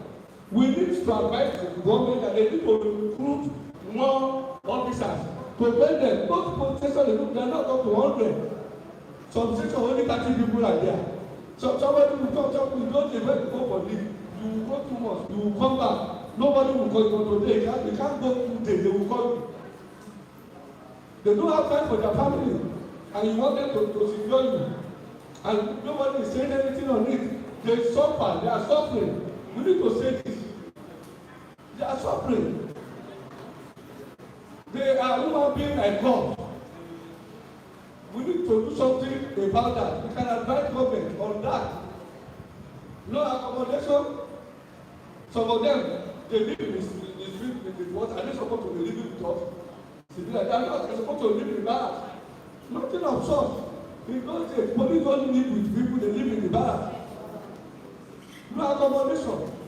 They use their salary to pay rent. It's not a good idea.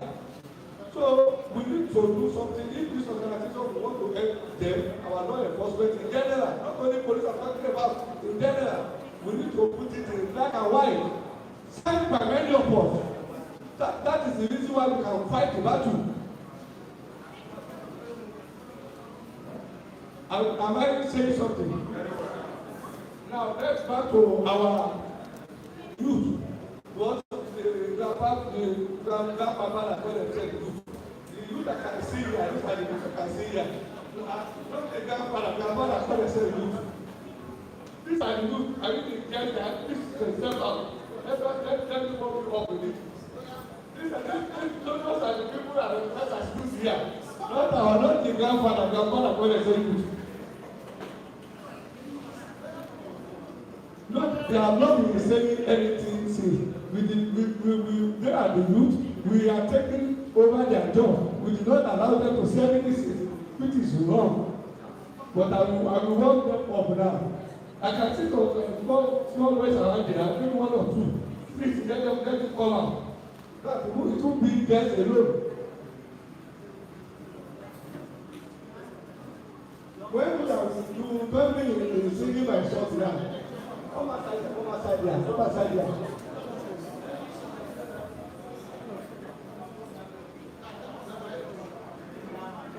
When we are in school in those days,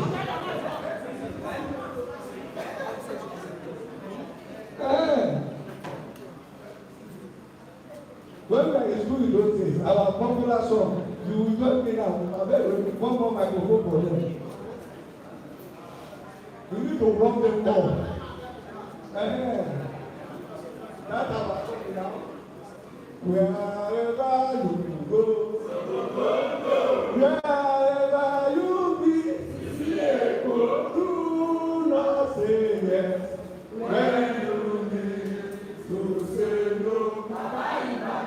Wherever you go, wherever you be, do not say yes when you need to say no.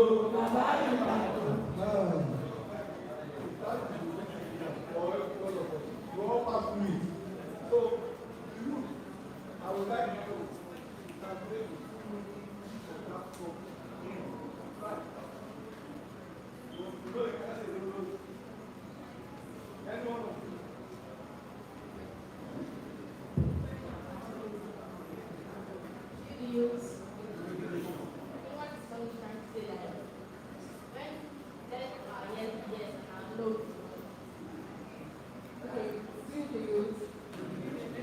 So what he said is basically that you need to stand for what is right. If something is wrong, you need to say no to it. And if something is right, stand on the truth and say yes all the time.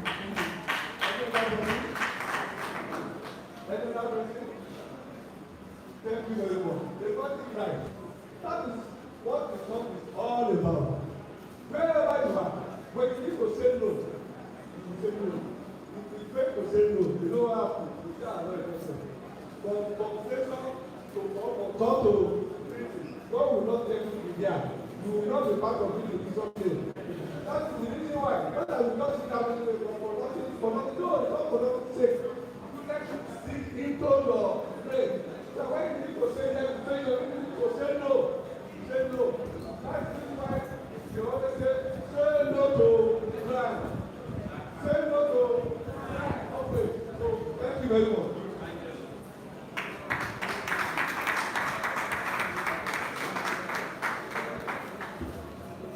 Yes. Good morning, everyone. The representative of the Honorable Commissioner, the chairman, all the protocols to be observed. We have been talking about security since morning, and I think the organizers Coalition of Nigerian Youth for Security and Safety Affairs. So, from my own perspective, I'm going to briefly talk about safety. Because security and safety works together. If you are talking about security, if you are not safe, you cannot even carry out the security operations. I want to say categorically here that the basis of our problem is orientation. How we think. It is what you think that you do. So we all need to change our mindset towards the right thing and embrace what is moral. In the States, we have recorded a high number of fire incidents that called for the attention of the government and most especially the Lagos State Fire Rescue Service. Last year we recorded over 2,537 distress calls in the state. And that is to tell you that on a daily basis we have been experiencing fire and related emergencies. On this premise, I want to advise the people seated here that we need to remain safety conscious and most importantly, fire safety conscious. Fire is a friend when it is still under control, and immediately it gets out of hand, it becomes the greatest enemy. So if we remain fire safety conscious, we'll be able to prevent the outbreak of fire and make that menace reduced in the society. The NSCDC representative mentioned to us that as part of the responsibility of the government, they have put together the emergency response team that is to reside at the command and control center, and he did not mention the emergency toll-free line of the state, which I want to just add to his presentation.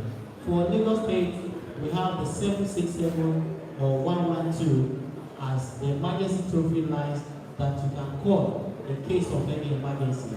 It can be a robbery case, it can be an accident on the road, it can be a fire incident. All of these emergency responders are duly represented at the command center. So, as part of the security, if you have any challenge in your own area, feel free to call the emergency toll-free lines of the state, 767 or 112, and you will get to respond to it and attend to that emergency. Thank you very much, and God bless all of us.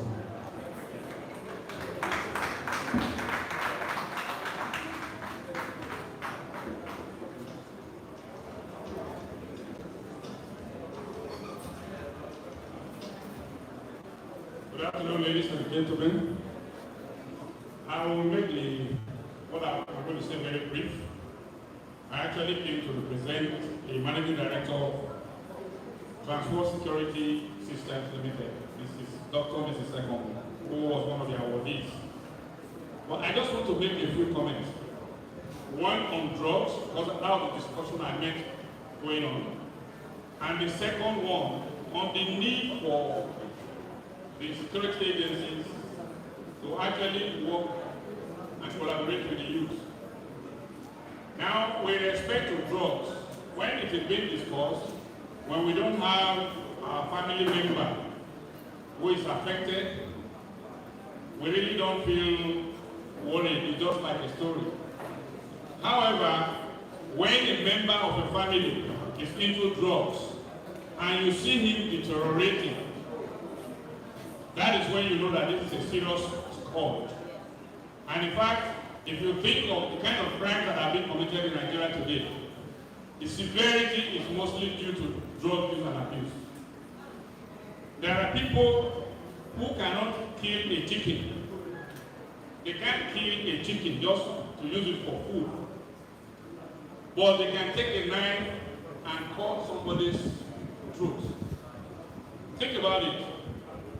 All those we hear are killing, selling body parts for rituals. How is it for you to look at me, kill me, and then cut my body part and sell? You will know that those who do such things are under the influence of drugs. So, I think that this issue of drugs is still being understated in the country. Because if you hear of the amount of seizures the NDLEA is carrying out daily in this country, it will tell you that the scourge is bigger than we think. And if that is not addressed by all of us taking action, then in the very nearest future, we are going to be surprised about the number of armed people in government, in the armed forces, in our schools that we will see. So the time to act, in my view, is now, and the NDLEA needs to be assisted by giving information. Whatever we see, we let them know. Because by doing that, you are not hurting the culprit. Instead, you are protecting the society and yourself. Now, on the issue of youth, I think that the one arm of the security agencies need to look carefully at how they operate with respect to the youth.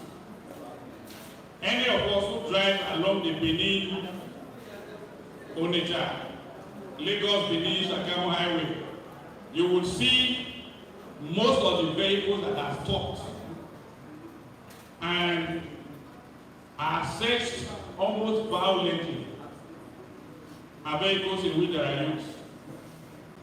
Now, to treat the youth of a country as if they are all criminals, when we know they are not.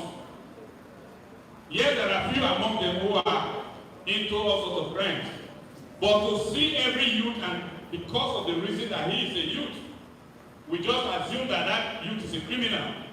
Or because he's carrying a laptop, therefore he must be into Yahoo. It is wrong.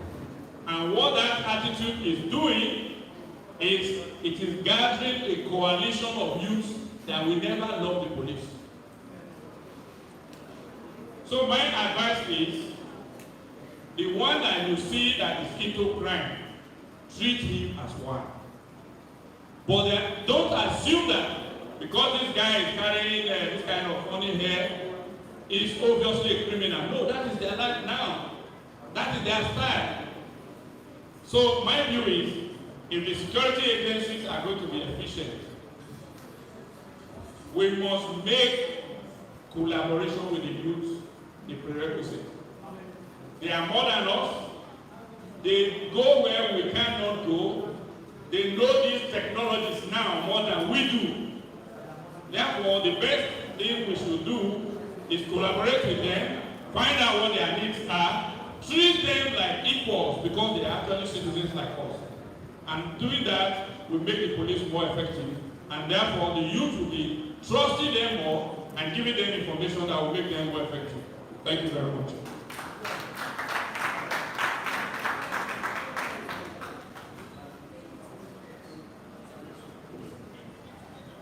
I would sincerely appreciate the representative of the commissioner. If it were to be others, how they would quickly leave for another function, when you deem it fit to stay with these young ones, that shows love and the readiness to work with these young ones. tell the commissioner we really appreciate it and we do not take it for granted. Mr. Chairman, I want to also appreciate you for all your effort to see that this program is a success. Even when I told you just now that I'm already in debt, you quickly sent me 50,000. Thank you. I appreciate it. I want to thank Daddy, the shepherd. We appreciate all you've been doing for us. And by the grace of God, the promised land is not far away from us. Mr. Bello, he hit me. He said he wants to present an envelope to us. You know, because Nigeria is a country that is not secure. It's not going to mention the amount. So thank you so much. Don't come and attack me if I'm going to the brother for a letter. Thank you so much. I'm grateful.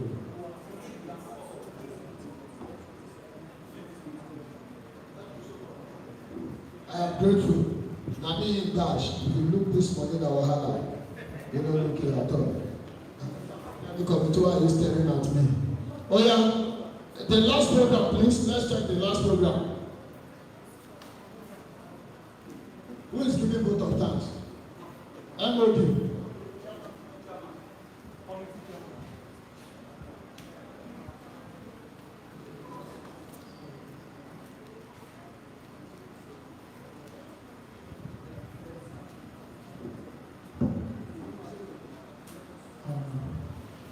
Good afternoon, ladies and gentlemen.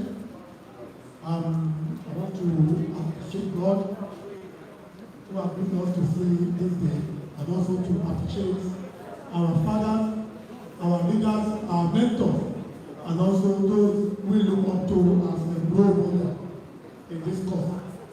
We know that the issue of security is not a one-man business.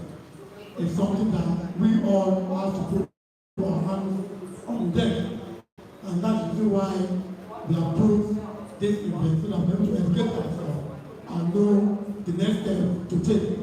But having said this, I will want to implore our leaders in the security sector and those in the fire service, NLDC, DC, the army, the police in absentia, the NGNA, should please inculcate us into any of their training that they know that will be useful to us.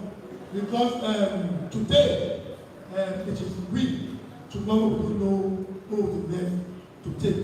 And having said it also, we want to appeal to the state government that when it's time for recruitment into any of these security agencies, they should please open their hands for us, because we believe that we have the capacity, we have youths who are capable to look into the issue of security of this great nation. On this note, I want to appreciate you all for your time, and I pray that next meeting we'll be having a good time, better than this, in Jesus' name. Thank you very much. National anthem, please. Immediately after the national anthem,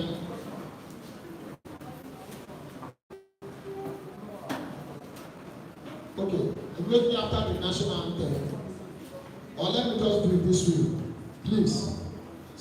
Please call.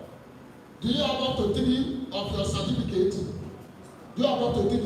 Or you have got the name of that thing? Okay, the man presents certificate. Just 3 names from there, please. Fashola, Akim, please quickly come out. Lawa Mustafa, just 3.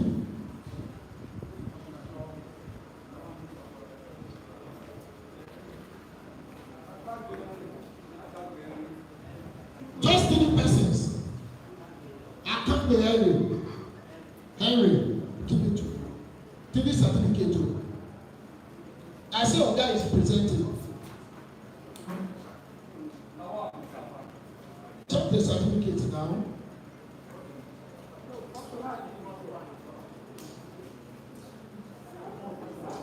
What did you? Oh yeah, bring your own TV set, please.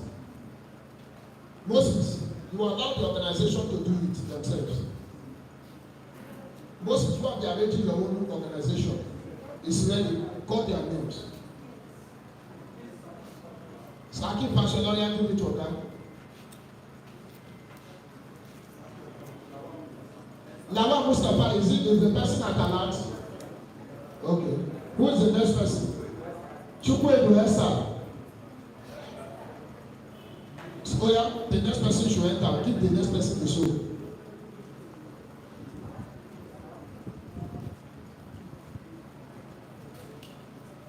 Royal Ranger Reverend Comrade Obasu Promise. Please press it. Yeah, it's okay like that.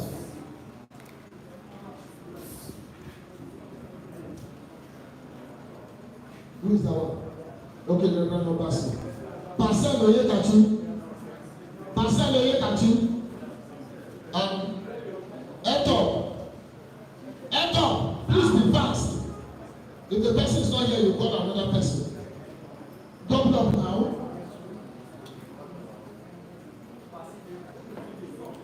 Where is the official cameraman for this program? Who is Pastor? Is Pano ready? Is somebody ready? Royal Shepherd. Raji Taiwo. Sheifumi Odusi. Taiwo Omo Juwe. Okay.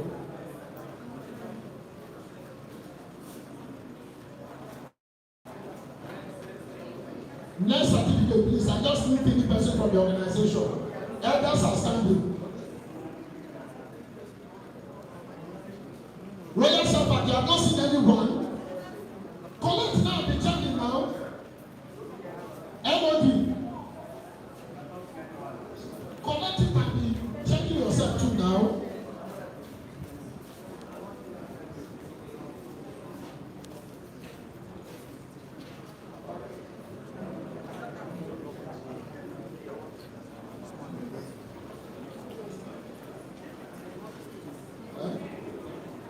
Cadet Lieutenant Colonel A. Shitu. Cadet Major A. Olatunde. Captain A.O. Adeyemi.